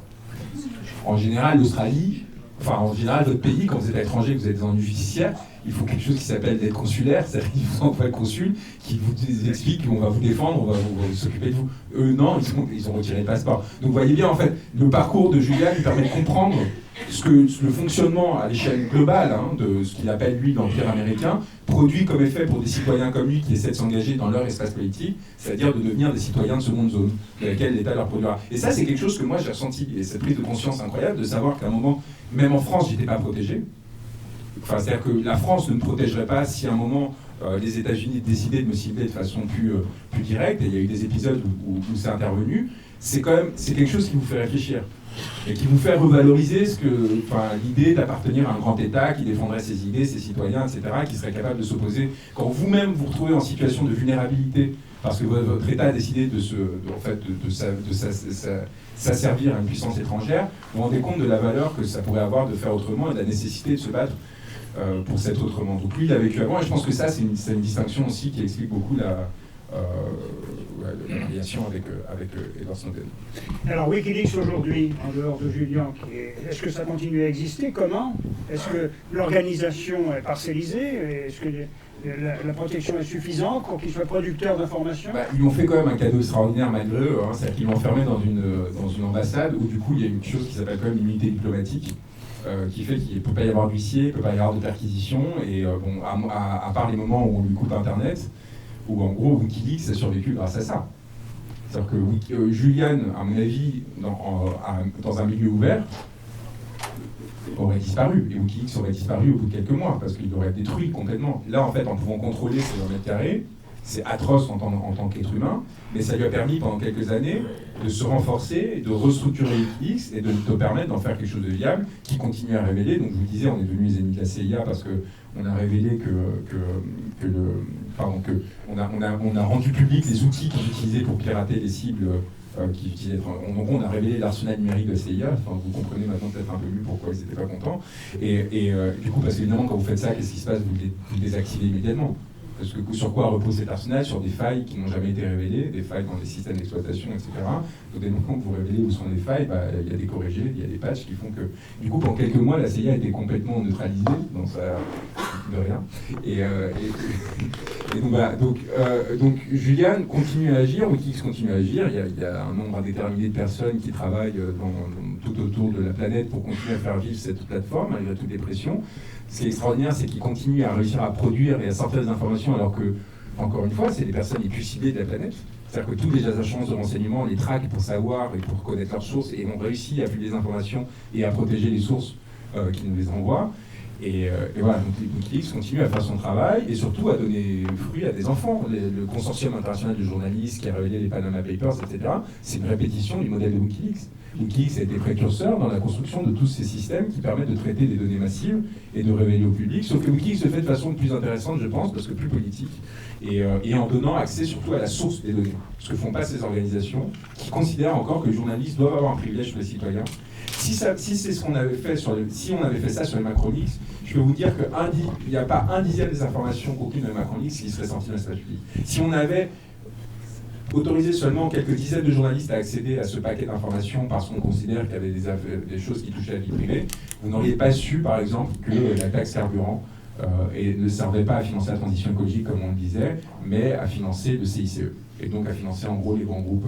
Et ça, c'est quelque chose qu'on a révélé parce que moi, comme un gros geek que je suis, pardonnez-moi, en train de produire ce texte dont on parlait tout à l'heure, et fouiller les dizaines de milliers de mails qui étaient dans les Macronix, à un moment, je suis tombé sur cet échange entre le conseiller fiscal de Macron et son secrétaire général, Alexis Collère et Laurent Martel, qui disaient bon bah voilà, on va faire ces textes urbains, ça permet de financer de CICE, et on racontera des histoires pour faire passer l'affaire. Vous voyez que quand vous avez ça écrit noir sur blanc dans des échanges de mails entre les deux principaux conseillers de Macron, enfin voilà, vous n'allez pas arrêter d'aller manifester les samedis, quoi.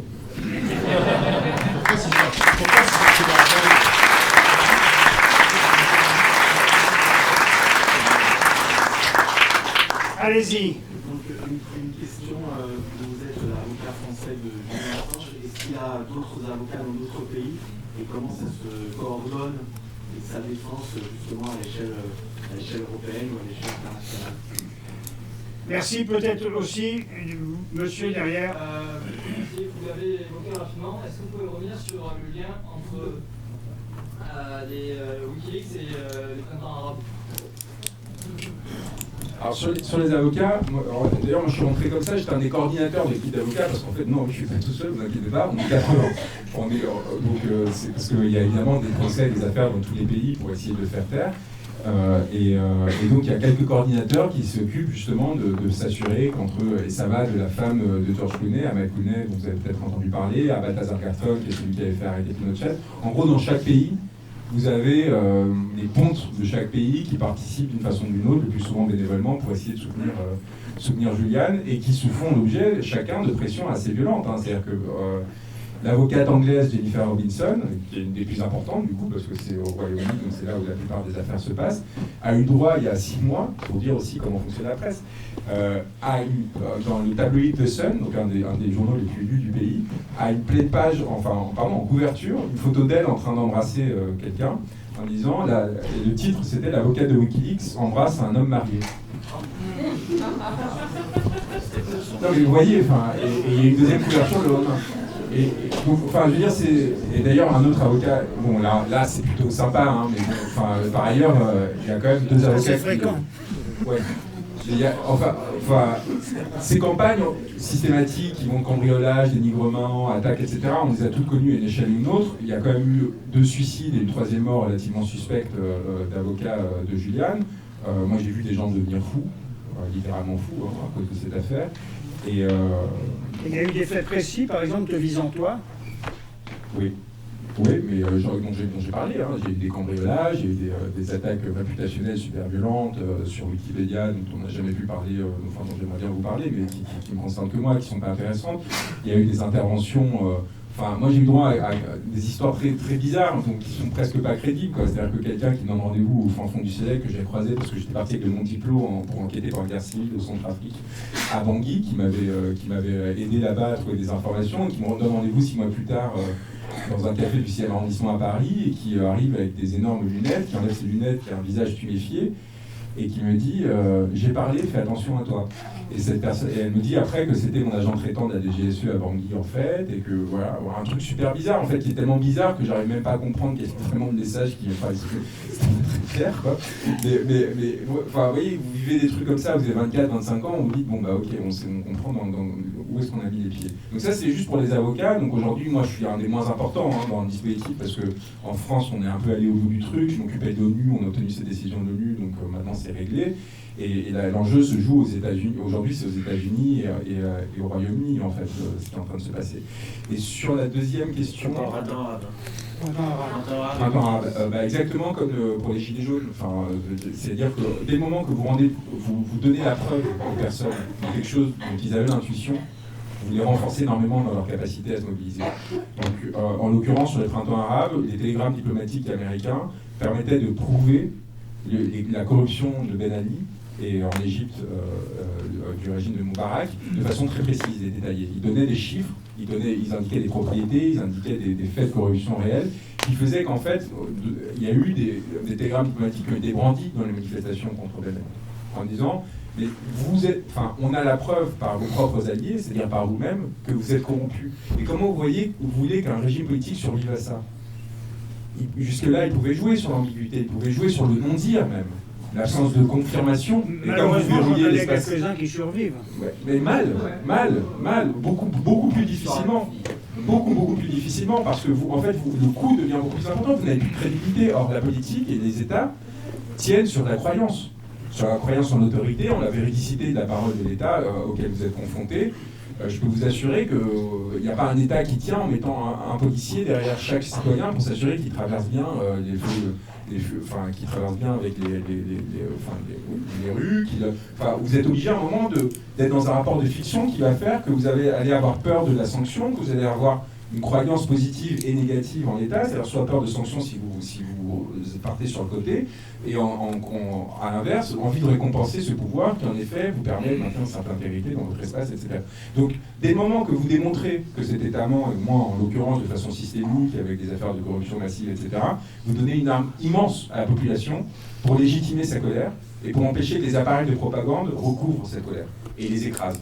Ce qui est un peu en train d'arriver avec les Gilets jaunes. C'est-à-dire que les Gilets jaunes, là, il y a un écrasement du mouvement social, parce qu'au bout de plusieurs mois de mobilisation, peu à peu, le système reprend la main et recommence à diffuser. On l'a bien vu avec cette affaire d'antisémitisme et la une du Monde de cet après-midi, c'était hallucinant. C'est-à-dire comment ils ont pris tout de suite, vous voyez, un fait très secondaire par rapport à la masse de personnes qui sont mobilisées, etc.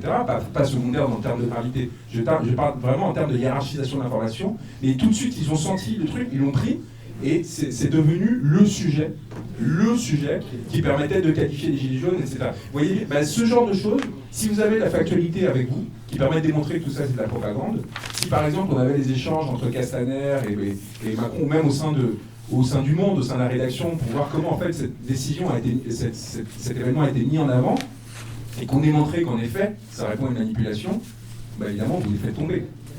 Mais tant qu'on n'a pas ça, et qu'on peut seulement dire l'évidence, mais vous êtes en train de vous manipuler, mais qu'on n'a pas la preuve qu'en effet c'est une volonté de manipuler, que c'est pas parce que vous rentrez dans une discussion sans fin, vous rentrez dans la démocratie délibérative à la Macron, dans laquelle en fait on peut tout embobiner et finir par faire croire que le noir est blanc, que le blanc est noir, et finir par faire taire la conflictualité sociale et du coup faire taire les oppositions. Donc voilà, c'est comme ça que Wikileaks a eu un rôle qui a été par ailleurs discuté par de nombreux chercheurs et qui a été mis en avant, c'est des chercheurs qui ont commencé à dire ça, qui ont rappelé en fait, en revenant à la source des mobilisations, à quel point ça avait été un des facteurs importants qui avait permis à ces mobilisations de se renforcer et d'en effet devenir pas seulement des éruptions, mais des facteurs de changement structurel pour ces pays. Alain Dudiès et puis ensuite. Alors il y a deux questions qui me viennent en tête. Je me disais que cette soirée fonctionne comme un rappel. Ah merde, Assange, on l'avait oublié. Vous voyez ce que je veux dire? Alors, dans la question qui se pose est comment entretenir au moins l'attention et la mobilisation, quelle forme ça peut prendre ici, à Montpellier. Et puis la deuxième question, c'est celle que j'ai essayé de mettre au tapis tout à l'heure, c'est comment la vigilance à l'égard pas seulement des menaces contre la liberté de l'information, mais des atteintes, pas dans une lointaine dictature africaine ou je ne sais où, en France, notre beau pays, droits de l'homme, etc., n'est pas des mieux placés dans la liberté réelle, dans l'exercice de la liberté de l'information. Bon, mon voisin pourrait le dire, le fait qu'un grand nombre de médias soient détenus par un petit nombre de milliardaires qui font dans la finance ou dans l'armement, cette question-là, ce n'est pas une question théorique, elle a un impact direct sur la manière dont l'information est produite. Donc, deuxième question, mais elle ne s'adresse pas à Juan, elle s'adresse à nous tous. Comment garder sur ce sujet-là la vigilance ou les formes de mobilisation nécessaires? Alors, à l'heure de l'homme, on a un avantage ou un inconvénient, c'est qu'on est sur beaucoup de sujets, beaucoup de défense des droits, et vous savez bien comme moi qu'il y a de quoi faire en ce moment. Donc voilà, c'est comment, toutes les formes à imaginer, cette soirée, cette réussite peut se perpétuer. Vous avez la parole tout de suite. Merci. C'est bon. Moi, je me rappelle, je crois que c'était au mois de janvier, début janvier, il était question d'un changement de gouvernement éventuellement sur les informés de France Info là, en soirée. Donc un plateau que de journalistes. Qui envisageait quelqu'un qui avait le sens de l'État, qui a prouvé que c'était un grand serviteur de l'État. Donc je vous donne les propos des journalistes, comment qualifier cette personne. Et donc c'était un repris de justice qui finalement arrive au Conseil constitutionnel. Donc c'était je comprends que quand on est dans le pouvoir, donc voilà, comme Aurore Berger, elle va s'appuyer sur la croyance des gens de la rue, enfin sans avoir de hiérarchie entre les gens, mais qui ont une légitimité, comme d'ailleurs on a eu Jojo le Gilet jaune, et puis le député, les ministres qui ont une parole plus importante. Mais comment des journalistes, quand on a 20 ans et qu'on entre en école de journalisme, on n'a pas au tripes d'aller servir la soupe au pouvoir. Je veux bien qu'il y en ait 4-5 qui rêvent d'être des grands chroniqueurs et de finir avec... En payant plein d'impôts parce que ça veut dire qu'ils ont gagné plein d'argent, mais le journaliste, ce qu'il a au fond du cœur, enfin, c'est comme le médecin qui n'a pas envie de refaire des seins toute sa vie, mais qui a envie de guérir les maladies des enfants, quoi, normalement. Merci.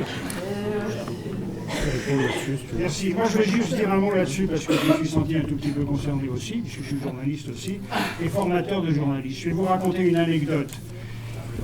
Rapidement, et plus fort. Très récemment, dans une grande école de journalistes agréée, etc., qui a pignon sur rue, j'avais un groupe de jeunes journalistes, dont certains sont en alternance, ça veut dire qu'ils sont dans les médias, puis ils viennent se faire former pendant un temps, et parmi eux, plusieurs étaient à BFM. Et quand on leur expose un certain nombre de principes de base de déontologie journalistique, sur la façon de traiter, en particulier, par exemple, les manifestations des Gilets jaunes, au moment où il y avait des violences contre certains journalistes de BFM en particulier aussi, eux qui sont dans une situation qui est une situation de précarité importante. 25% des journalistes en France sont des journalistes pigistes qui vivent de la commande quotidienne de leur article. Eux disent, mais on ne peut pas se permettre de dire ce que tu nous dis là dans la rédaction. On ne peut pas se le permettre, sinon on risque gros. Si on refuse de faire comme on nous dit, on sait que d'autres pigistes attendent à la porte et qui font le travail à notre place. Donc je ne veux pas lancer un débat ce soir là-dessus, je veux simplement livrer cet élément de réflexion pour bien comprendre que c'est le système qui est en cause. C'est ce système qu'il faut réussir à faire évoluer, parce que sinon, on se trouve évidemment confronté en permanence dans la pratique quotidienne à des pressions qui sont des pressions extrêmement fortes. Certains résistent, bien sûr, mais surtout ceux qui sont dans une situation de stabilité de leur emploi. Les jeunes, finalement, au fond, prennent le pli et puis progressivement s'adaptent. Vous vouliez poser une question, monsieur. Je ne sais pas si on peut poser le micro ou si vous parlez fort. D'abord, merci à tous. Moi, je suis impressionné par la résilience et le courage de tous les lanceurs d'alerte, que ce soit Edward Snowden, Julian Assange, Antoine Deltour, etc. C'est des réactions et c'est des attitudes qui sont très inspirantes pour nous, citoyens plus ou moins militants. Et je suis aussi impressionné par la résilience du système politico-médiatique et par les acteurs et les représentants de ce système. Et moi, je me demande, toi qui les as un peu côtoyés, à quoi ils carburent ces gens? Qu'est-ce qu'ils pensent? C'est quoi leur psychologie? Comment ils réagissent devant des millions de gens qui sont dans les rues, qui font des actions, qui s'indignent, qui sont blessés, mutilés, etc. Qu'est-ce qu'ils pensent fondamentalement? Qu'est-ce qui les fait tenir? Ouais, je voulais répondre je voulais répondre à ton intervention, puis à ce que tu dis. C'est vrai que pour ceux qui connaissent un petit peu cette question, il y a un petit livre là qui commence à dater, qui est Les petits soldats du journalisme de François Ruffin, qui est toujours un journaliste, mais qui est plus connu maintenant en tant que député. Mais il avait fait l'école de journalisme de Lille, je crois que c'est ça, ouais, et il avait fait un témoignage, le SJ, il avait fait un témoignage très éclairant sur la façon dont on formait les journalistes. Alors, pas toutes les écoles forment les journalistes de cette façon-là, mais il n'empêche qu'il y a structurellement une formation aussi à vouloir faire toujours plus vite, toujours plus court. On voit la durée, par exemple, des reportages télé dans les JT. Aujourd'hui, je parle des reportages, des sujets longs dans les JT, elle est inférieure à 1 minute 20 ou 1 minute 30, d'accord? Je parle des sujets longs. Alors que dans les années 80, c'était 3 voire 4 minutes. Il faut s'imaginer que 3 à 4 minutes, c'est très long comme sujet. Donc ça impose forcément une difficulté à retranscrire un point de vue en 1 minute 30, alors qu'en 3 minutes, on avait plus de temps pour faire quelque chose. J'ajoute que si on veut avoir un discours hétérodoxe dans les médias, si on veut apporter une critique de la pensée dominante dans les médias, que ce soit en économie, en sociologie, en histoire, quoi que ce soit, mais c'est beaucoup plus compliqué dans des médias aujourd'hui qu'il y a peut-être 20 ans ou 30 ans où on n'était pas coupé par des publicités, des chroniques, des petits sujets zapping, etc. Et donc, avoir un point de vue hétérodoxe qui se diffuse dans les médias, vous savez, c'est Noam Chomsky qui disait si je veux dire que Kadhafi est un terroriste, dans les médias, j'ai pas de problème. En 3 secondes, je le dis. Le travail intellectuel, il a été fait comme ça pendant des décennies et des décennies. On sait que Kadhafi est un terroriste. Voilà. Et si je veux dire que parmi les principaux dirigeants de la CIA, il y en a certains qui se sont comportés comme des véritables terroristes, ça, je ne peux pas le dire en 3 secondes dans les médias. Il va falloir que je démontre, que j'apporte un raisonnement là-dessus. Et je ne vais pas pouvoir le faire parce qu'on va me dire « Ah, coupure publicitaire, sujet suivant ». Et c'est la difficulté aujourd'hui. Des journalistes qui vont essayer parfois d'apporter un point de vue critique, mais on va leur dire « Non, ton sujet il est trop long. Ton sujet est trop long, coupe la personne que tu as interrogée sur le quai, qui dit que finalement elle n'est pas contre les grèves, elle est plutôt contente de voir qu'à la RATP, ça se mobilise. Coupe, ça fait trop de gens là. Interroge simplement ceux qui veulent voir, qui râlent, qui sont pris en otage, etc. Ça, c'est dans les écoles de journalisme aussi que ça se fait. C'est ce que Ruffin a révélé. Et puis l'étroitesse et le court-termisme qui est produit dans les médias fait que l'information, elle est parfois biaisée parce qu'on n'a pas le temps de faire comme il faut ou de bien travailler. Oui, je vous ai vu. On va peut-être d'abord répondre sur la résilience. Après, je vous donne la parole. Mais ça répond aussi à la question. On continue sur les effets de proximité sur les médias entre. Où est la station? Pardon, c'est vrai, c'est vérifié. D'ailleurs, il y a un article du Parisien de 2006 qui en parlait déjà.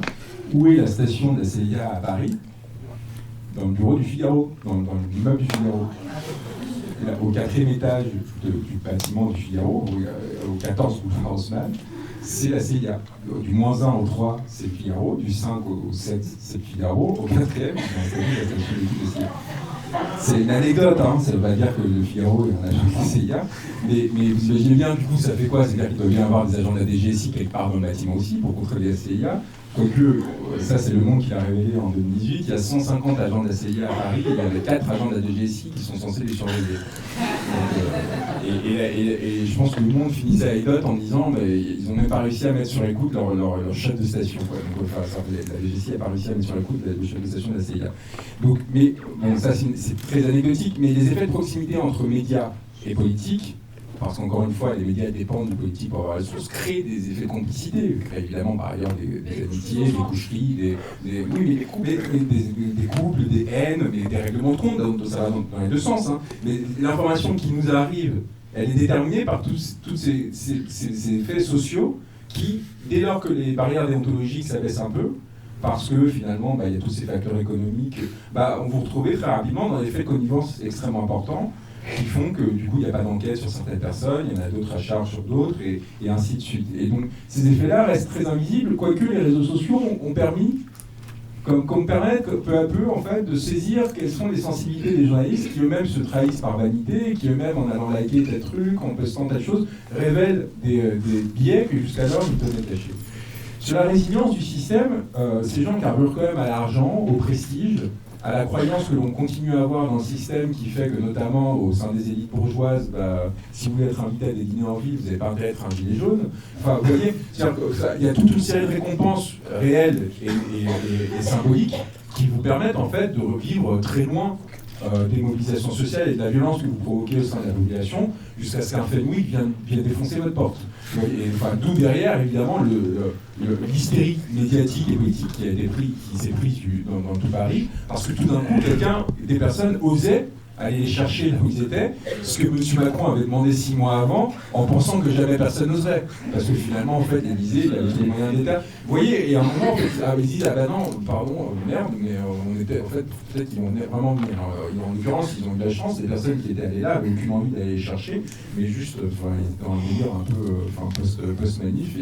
Bon, je ne reviendrai pas, mais en fait, j'ai assisté à l'événement, qui était assez joyeux et carnavalesque, mais pour dire que c'était pas du tout des personnes qui venaient chercher Griveaux, l'agresser ou quoi que ce soit, c'est des personnes qui ont été prises en fait dans un mouvement un peu d'adrénaline, et dès le moment qu'ils l'ont fait, on a senti leur visage devenir livide, et ils sont, 3 minutes après, ils sont en train de courir comme des lapins par peur de se faire choper.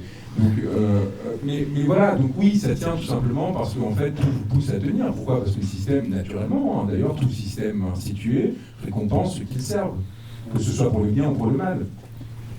Donc le problème, c'est que quand ce système commence à dériver, et commence à aller que dans un sens qui est encore une fois celui d'intérêt, pas d'idée, quand vous ne commencez qu'à piller, et puis seulement à tenter de nourrir ce système qui quand même a été construit sur des siècles et des siècles de luttes, de combats sociaux, mais aussi tout simplement de sacrifices de personnes qui sont allées faire la guerre, etc. Évidemment, ça crée un hiatus et une tension de plus en plus forte parce que ces personnes continuent à vivre très, très grassement sur le dos de qui? Sur le dos de vous, tout simplement. Donc évidemment, à un moment, quand ça va trop loin, quand on finit par taxer l'ensemble de la population à travers la taxe carbone pour financer quelques milliers de personnes via le CICE, à un moment, il y a quelques personnes qui disent bon là, ça suffit quand même. Enfin, on arrête les dégâts et qu'on arrête de nous raconter des histoires et on met une limite. Mais tant que ça n'arrive pas et tant que ces personnes-là qui se mobilisent ne se rapprochent pas des lieux de pouvoir et font que la menace n'est plus virtuelle mais commence à devenir réelle, et qu'en effet vous pouvez commencer à avoir des effets induits, des coûts induits au fait d'avoir trahi, au fait d'avoir pillé, au fait de n'avoir pris ses positions non pas pour alimenter le système au sens noble du terme, c'est-à-dire l'agrandir, lui permettre de rayonner, permettre à ce pays de rayonner, etc., mais pour vous servir et vous barrer, évidemment comme Benjamin Griveaux. Benjamin Griveaux, c'est quand même, il faut mesurer l'intelligence politique de ce Fenwick. Hein. Il est allé chercher non seulement la personne qui avait parlé des Français en gitane, qui fumaient des gitanes et qui roulaient en diesel, mais aussi la personne qui avait été recrutée chez Unibail-Rodamco, donc une entreprise qui dépend de la commande publique, pour 17 000 € par mois, parce que avant il avait travaillé pour l'État, et que donc grâce à en fait il était venu vendre ses réseaux d'État à Unibail-Rodamco pour défendre une niche fiscale qui favorisait cette entreprise. Et donc il mobilisait tout ce que l'État lui avait donné pour défendre le bien commun au service d'intérêts privés pour gagner 17 000 €. pour piller l'État, pour que cette niche fiscale reste et que cette entreprise fasse du bénéfice pour ses actionnaires et non pas paye ce qu'elle devait payer comme impôt, pour ensuite après être nommé comme porte-parole du gouvernement au sein du gouvernement de M. Macron, où l'on apprend, en lisant encore le Macron Leaks, c'est encore une découverte que j'ai faite il y a 2 semaines, on lui demandait d'intervenir auprès du Liva Aerodinco. Pourquoi? Parce que Liva Aerodinco, c'est quoi? Ils ont le monopole sur les salles de meeting à Paris, les parcs d'exposition à Paris, en Ile-de-France, et que donc à un moment il fallait réduire le prix du meeting Porte de Versailles. On demande à qui de faire ça? On demande à Ben Griveaux d'aller voir son ancien employeur pour lui dire écoute, là on a besoin de ça parce que sinon on va pas réussir à faire le meeting de Macron. Donc vous voyez, en fait, ces gens sont entrés dans un tel système de corruption institutionnalisé, tout est légal, tout a l'apparence de la légalité, et qu'à un moment évidemment ils vont parler des autres et des populations comme des moins que rien qu'il faut, qui fument des gitanes et compagnie. Donc, et à un moment mettre fin à ce mépris qui vient d'où? Qui vient d'un palais de la République, qui a été construit grâce à l'argent des Français, grâce au sacrifice des Français, qui a été construit. Pourquoi est-ce qu'il y a des ordres dans les palais de la République? Pas pour faire plaisir à un gouvernement, mais ils ont été institués dans ces palais-là pour faire face à ceux qui vivaient dans des palais jusqu'alors, les aristocrates, et pour leur dire non, maintenant le peuple vous fait face, et maintenant le pouvoir est au peuple. On a construit ces palais pour ça, on a racheté ces palais pour ça, pour retrouver du pouvoir, récupérer du pouvoir et le rendre à la population. C'est comme ça qu'est née la République. C'est dans ces palais qu'est née. Et donc on voit cette personne arriver dans ces palais, se croire chez lui et l'utiliser pour dénigrer les Français qui ont fait tous ces sacrifices pour faire qu'on défende leurs intérêts à partir de là. À un moment, on lui fout un film dans la porte. C'est pas très grave finalement, comparé à ce que je viens de vous décrire. Mais pourtant, c'est ça qui va centraliser l'attention dans le petit Paris, au sein des médias, de la politique, etc. Parce que qu'est-ce que ça menace, ce Fenwick? Ça menace la position installée de toutes ces personnes-là. C'est le signe qu'il y a peut-être un excès de leur part qui va un jour se payer. Et moi, j'espère que ça ne se payera jamais. J'espère que ce pouvoir aura l'intelligence de corriger la trajectoire, de rendre le pouvoir à la population par le pouvoir constitutionnel, etc. Mais sinon, ils vont dans ce mur-là. Et il faut se rendre compte que tout ça, en fait, est produit de tout ce dont on a parlé depuis 1 heure et demie, parce que qu'est-ce qui permet cette corruption, etc., c'est la maîtrise des circuits d'information. Et qu'est-ce que vient faire Julian Assange? Il vient s'aborder tous ces compromis qui permettent à cette information de rester entre les mains de certains et non pas d'être diffusée au sein de chacun pour s'assurer que le politique serve le bien commun et non pas les intérêts particuliers. Merci, allez-y, madame.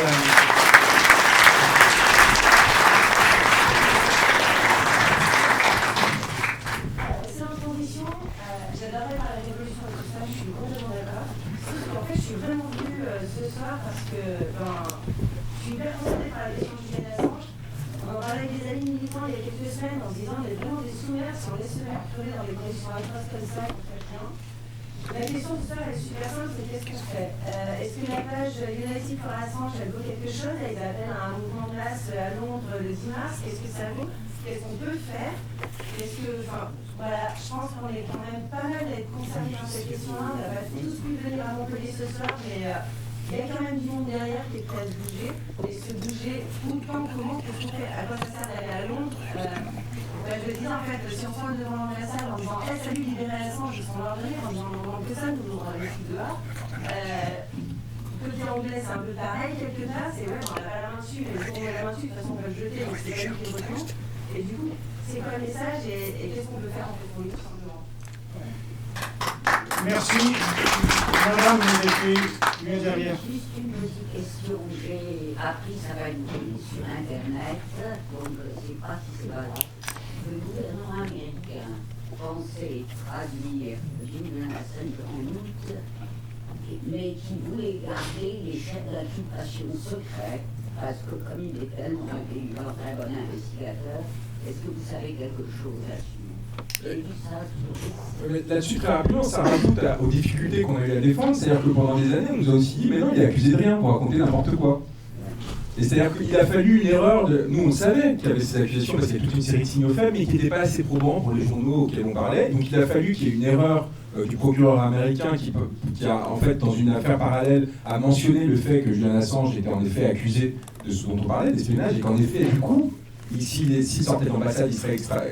Il serait extradé pour qu'enfin, nos médias, qui sont quand même payés pour enquêter, pour aller chercher la vérité, se sont rendus compte qu'en effet, Julian risquait, s'il sortait de l'ambassade extradé, que les 50 policiers qui étaient postés autour de l'ambassade n'étaient pas là juste pour faire du tourisme, mais pour guider les touristes. Vous voyez, mais vous imaginez l'usure pendant des années face à des journalistes qui me disent mais non, mais est-ce que vous avez la preuve que Julian va se faire extrader s'il sort d'ambassade.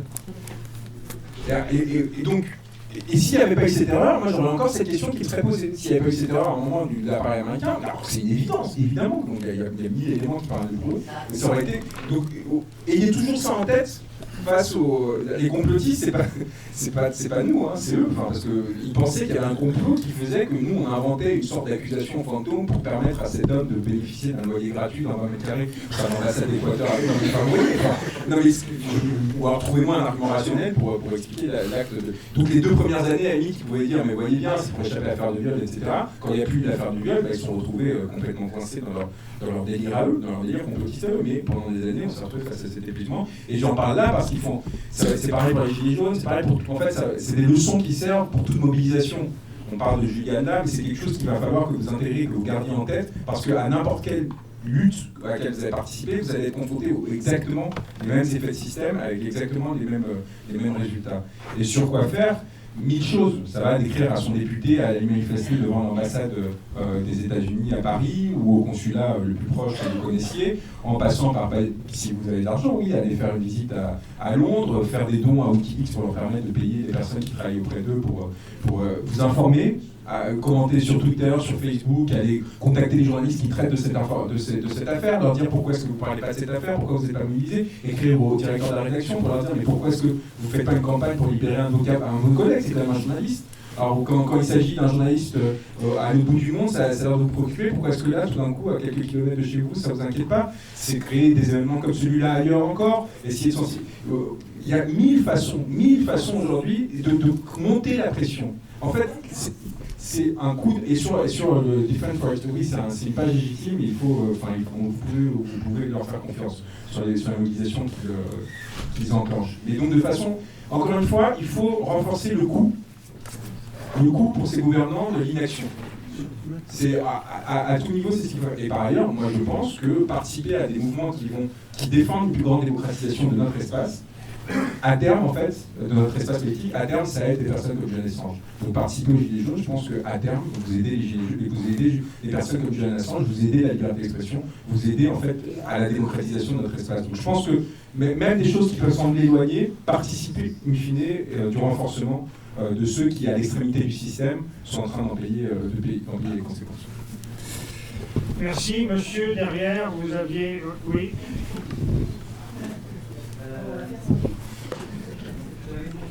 Julian Assange et Edward Snowden, c'est des gens qui sont très médiatisés, qui ont un grand capital culturel, social, technique, peut-être financier. Donc ces 2 personnages un peu romanesques qui travaillent dans l'industrie, les nouvelles technologies, celles qui a des lobbies les plus puissants en termes de budget aujourd'hui. C'est des gens qui ont remis en question l'utopie de John Perry Barlow, de l'espace libre des années 90. Et donc il y a un côté très médiatique.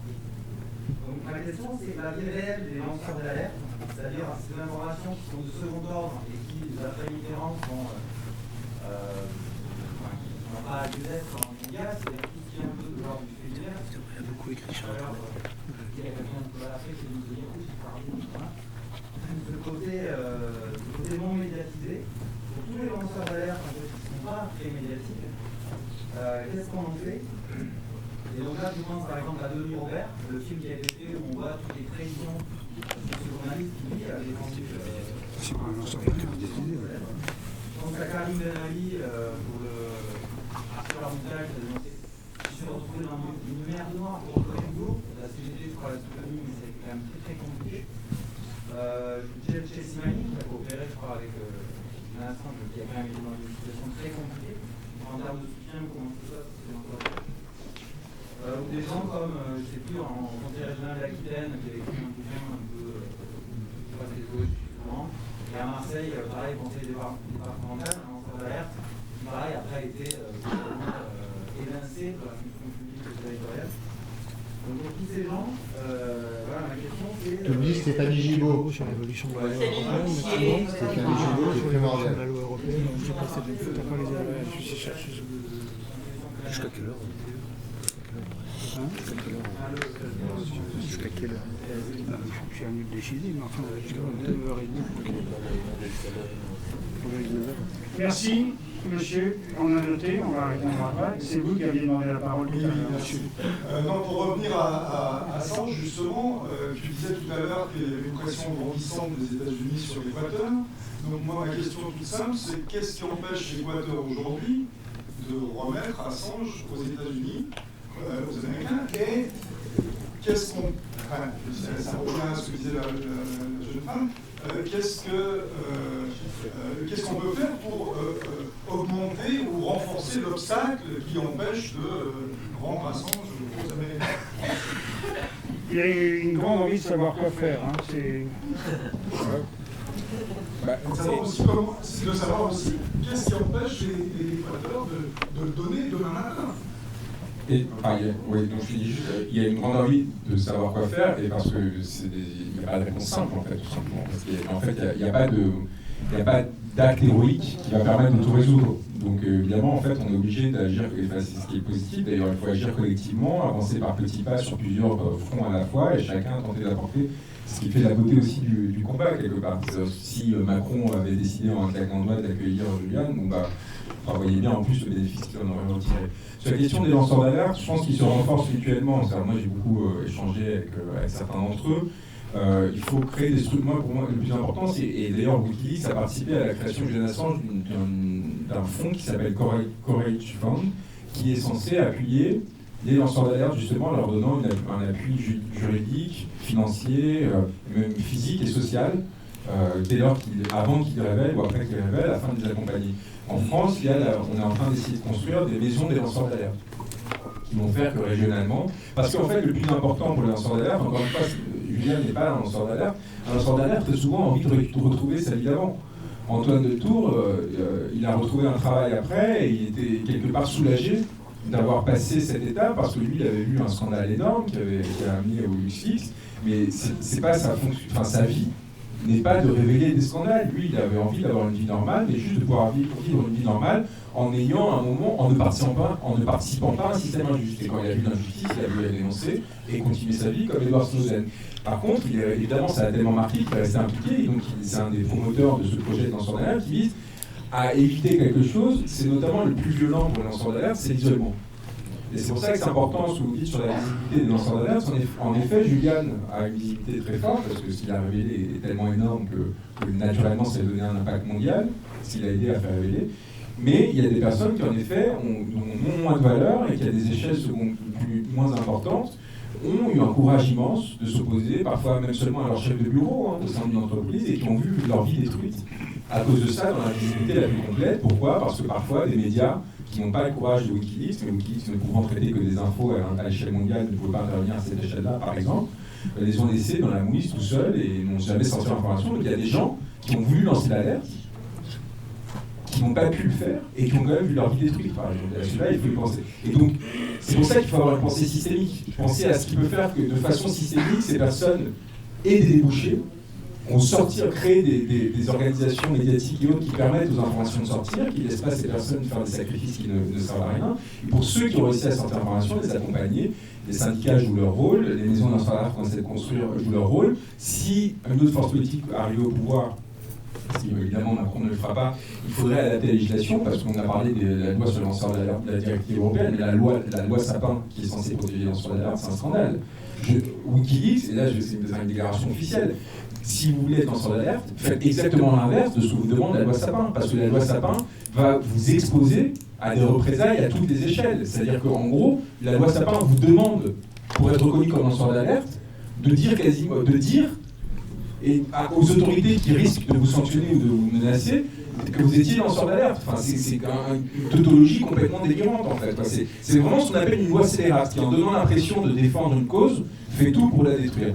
La loi sur le secret des affaires, j'en parle pas, mais bref. Donc évidemment, il faudrait adapter toute cette législation, et en tant que citoyen, il faut réfléchir, et si certains d'entre vous participent aux assemblées constituantes et compagnie, à réfléchir à comment adapter le droit français pour permettre de protéger ces personnes-là. De la même façon, si vous connaissez un lanceur d'alerte, ou si vous avez entendu parler d'un lanceur d'alerte, pensez à leur écrire pour les remercier. Pensez à essayer de trouver son adresse mail, ça a l'air tout bête, mais mais vous imaginez pas la force que ça peut donner parfois. C'est-à-dire de voir qu'il y a quelqu'un, quelque part, peut-être à l'autre bout du pays, qui à un moment a entendu parler de vous, à Stéphanie Gibault par exemple, qui a eu des difficultés énormes financières et compagnie, qui est un citoyen, simplement, vienne le remercier pour le sacrifice qu'elle a fait. Voilà. Donc c'est des petits gestes, c'est des grands gestes, il y a de tout en fait. C'est un sujet tellement politique et qui traverse tellement la société que... et peut-être aussi créer vos médias, avoir le courage aussi à un moment de sortir de...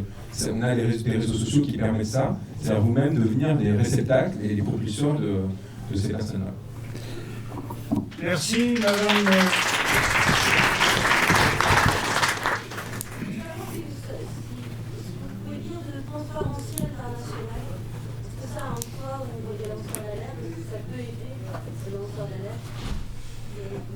Alors, peut-être avant de répondre sur Transparency International, je voudrais aussi donner la parole à Jolan, d'Amnesty International, qui l'a demandé depuis un petit moment. Bonsoir. Je voulais juste réagir par rapport à ce que vous disiez tout à l'heure, par rapport au fait que c'est difficile d'être lanceur d'alerte. Et je voulais prendre une photo tout à l'heure. Nous, à Amnesty International, il y a plusieurs sources, plusieurs documents qui ont été publiés par Wikileaks qui nous ont permis d'avoir des preuves en fait, de ce que nos propres sources nous disaient dans les pays concernés, notamment en Irak, en Afghanistan. Et c'est grâce à Wikileaks qu'on a réussi à avoir de véritables preuves et mener des vrais combats qui ont fonctionné. Donc je pense que, j'espère que Julian Assange est au courant que grâce à lui, il y a énormément d'affaires qui ont pu être résolues par des organisations comme Amnesty International. Donc nous, on a continué à le soutenir en publiant régulièrement des articles sur notre site le concernant et en essayant de soutenir au maximum Wikileaks. Donc voilà, j'espère que vous pourrez lui dire ou qu'il est déjà au courant de ça, mais c'est pour nous très important ce site et tous les lanceurs d'alerte. Voilà.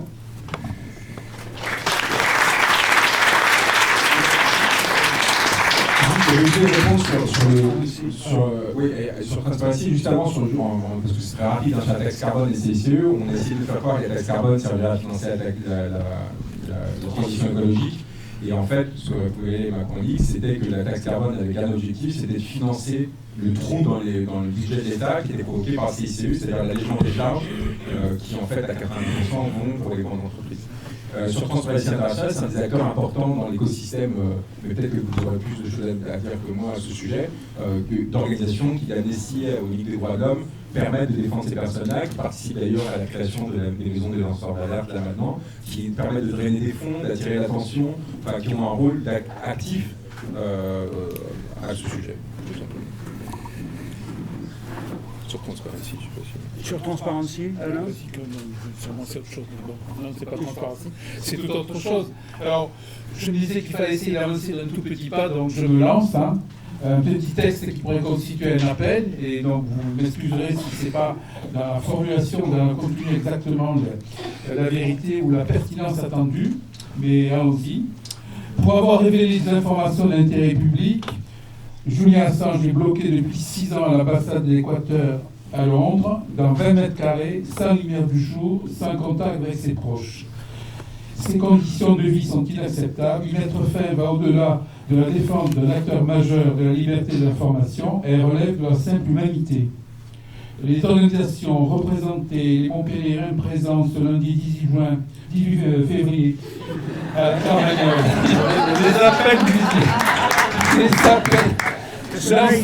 là c'est un appel, et c'est là que c'est pertinent pour que Julian Assange retrouve au plus vite sa pleine liberté, sa capacité à poursuivre son travail et à faire face et à bénéficier des protections contre les attaques dont il est la cible.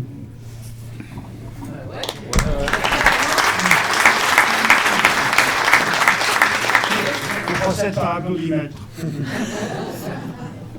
Allez-y.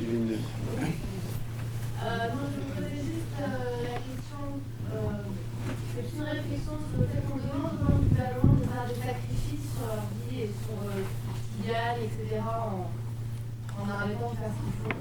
Je me demande juste si nous, on est prêts à faire ces sacrifices au sein de nos petites cellules, par exemple un médecin par rapport aux institutions qui vendent une industrie, par rapport au fait qu'elle distribue un peu la propagande de l'éducation nationale aux enfants, un prof d'histoire qui va donner des pauses d'information aux élèves, ou même en tant qu'artiste, quand en fait, on a besoin des subventions de l'État pour faire des spectacles, à quel moment est-ce que vraiment nous tous, on est prêts à faire des sacrifices, on leur demande de le faire, et vous me demandez juste si en fait c'était pas ça qu'il fallait faire avant de leur demander à eux.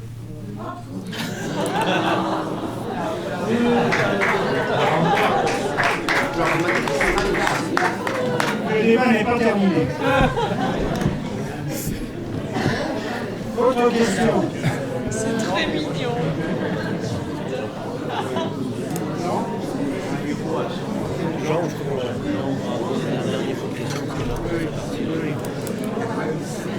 Alors, on vous propose, un certain nombre d'entre vous, si c'est la totalité d'ailleurs, est arrivé ici directement du travail ou de Pôle emploi, sans avoir dîné, et on vous a interdit de boire. Donc, il se manifeste une certaine fébrilité à sortir. Donc, on vous propose de prendre une dernière série de questions, si vous en avez encore, et avant de conclure la soirée. Et après, le bar sera de nouveau ouvert. On a commandé des pizzas à 1,50 € la part. Monsieur, allez-y. S'il vous plaît. Simplement, sur la vie, pour raconter ce qui a été dit par monsieur qui représente la ville de Vendôme. Pour aborder, pour deux sujets. Si vous vous levez, votre voix portera plus et on vous prendra pas votre place là-dessus. Simplement pour suggérer quelque chose à la personne qui a proposé son appel. C'est de demander carrément à la France d'accueillir. Et non pas de laisser ça dans un flou, si vous voulez. Demander à la France d'accueillir Assange, je lui propose la protection française. Ah, bon, est-ce que c'est pertinent c'est ça, voilà. Madame. Dernière question. J'ai une question par rapport à la mobilisation que vous essayez de créer ce soir, et j'entends que c'est très important d'avoir l'opinion publique pour Julian Assange, mais est-ce que les arcanes du pouvoir ont quelque chose à faire de l'opinion publique encore aujourd'hui?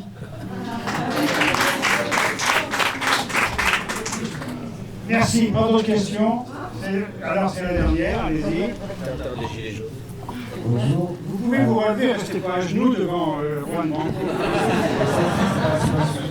Est-ce que depuis le début du mouvement, en fait, il y a quand même beaucoup d'attaques au niveau des phrases qui sont employées, des termes qui sont employés, la peste brune, la lèpre qui monte.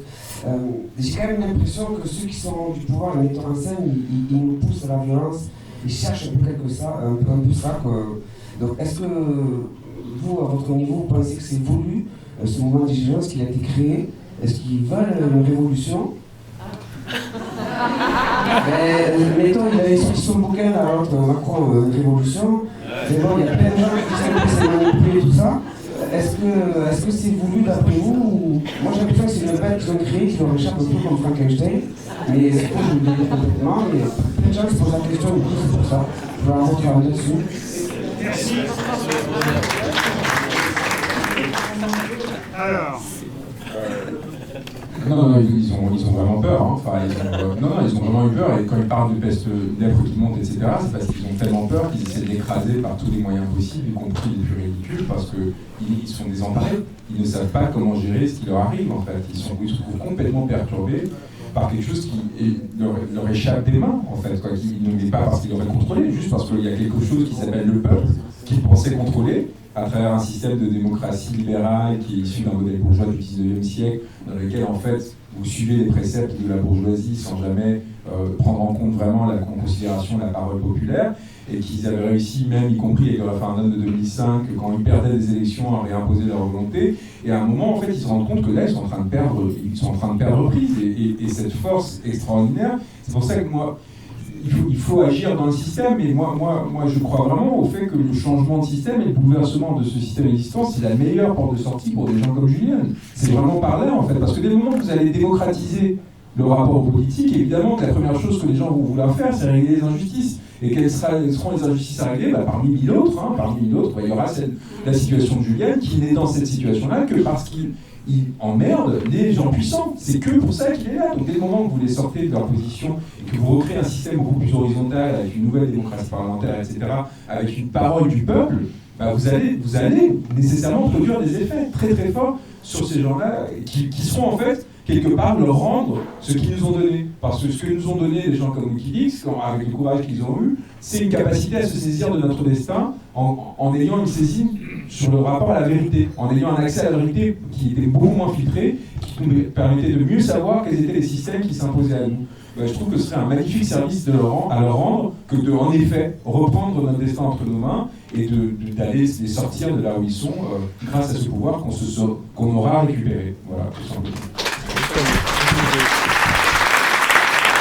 Pour réagir à la remarque de la jeune dame tout à l'heure, voilà, il y a le chanteur Léo Ferré qui a eu une phrase qui était assez intéressante, mais il avait dit ça en 1980 ou 85. Il avait dit avant de faire la révolution dans la rue, il faut faire la révolution dans sa tête. Et je pense que la révolution dans la tête, elle est en train d'être faite depuis maintenant quelques années. C'est-à-dire que tu parlais du référendum de 2005, et je pense que c'est une date très importante. Nous, pour la critique des médias, c'est une date importante, mais je pense que politiquement, c'est une date importante. Pourquoi ? Parce que les médias, pendant 6 mois, ils ont fait de la propagande pour le oui, et c'est le non qui l'a emporté. C'est bien la preuve que on peut, nous, en se mobilisant, nous, ici, par les milieux militants, les réseaux, alors les réseaux sociaux, mais à l'époque, ce n'est pas forcément les réseaux sociaux, on peut avoir le pouvoir d'aller à l'encontre de ce que souhaitent les médias et le pouvoir politique. Alors, c'est la mobilisation dans la rue, mais cette mobilisation dans la rue, on l'a fait dans la tête, et on vient de la faire dans la tête. On vient de la faire ces 10 dernières années, et on va la continuer maintenant, alors avec les lanceurs d'alerte et avec les gilets jaunes.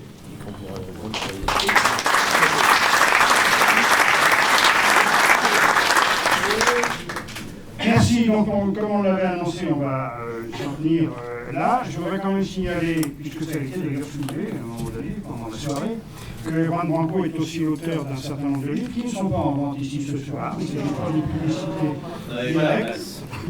Mais il n'y avait pas la place. Il faut repousser les murs de la Carmagnole. C'est le premier mois d'existence déjà. Il est l'auteur de L'Or de la morale. L'Or Raymond, pardon. L'Or Raymond. Ça pourrait être L'Or de la morale. D'un petit livre qui est ici, mais qui n'est pas à vendre, qui s'appelle Contre Macron.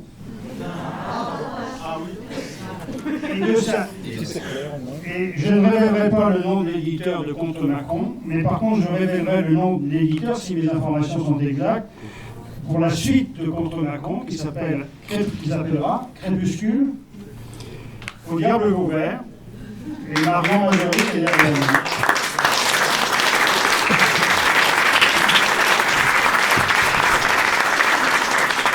Merci beaucoup.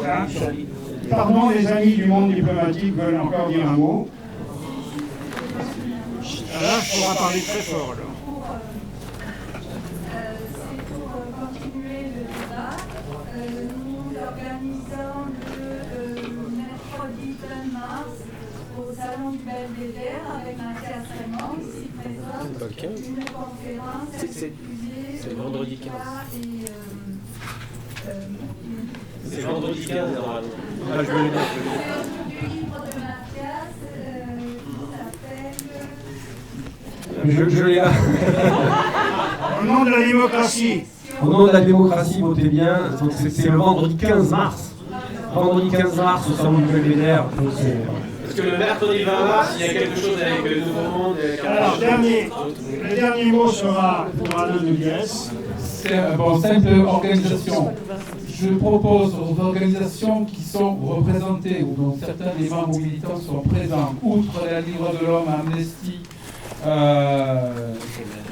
Acrimed, le monde diplomatique, viennent nous voir parce qu'on va voir comment s'organiser pour diffuser et élargir l'appel que vous avez bien voulu approuver. Donc ces personnes se rapprochent de moi dans les moments qui viennent. Merci. Merci beaucoup.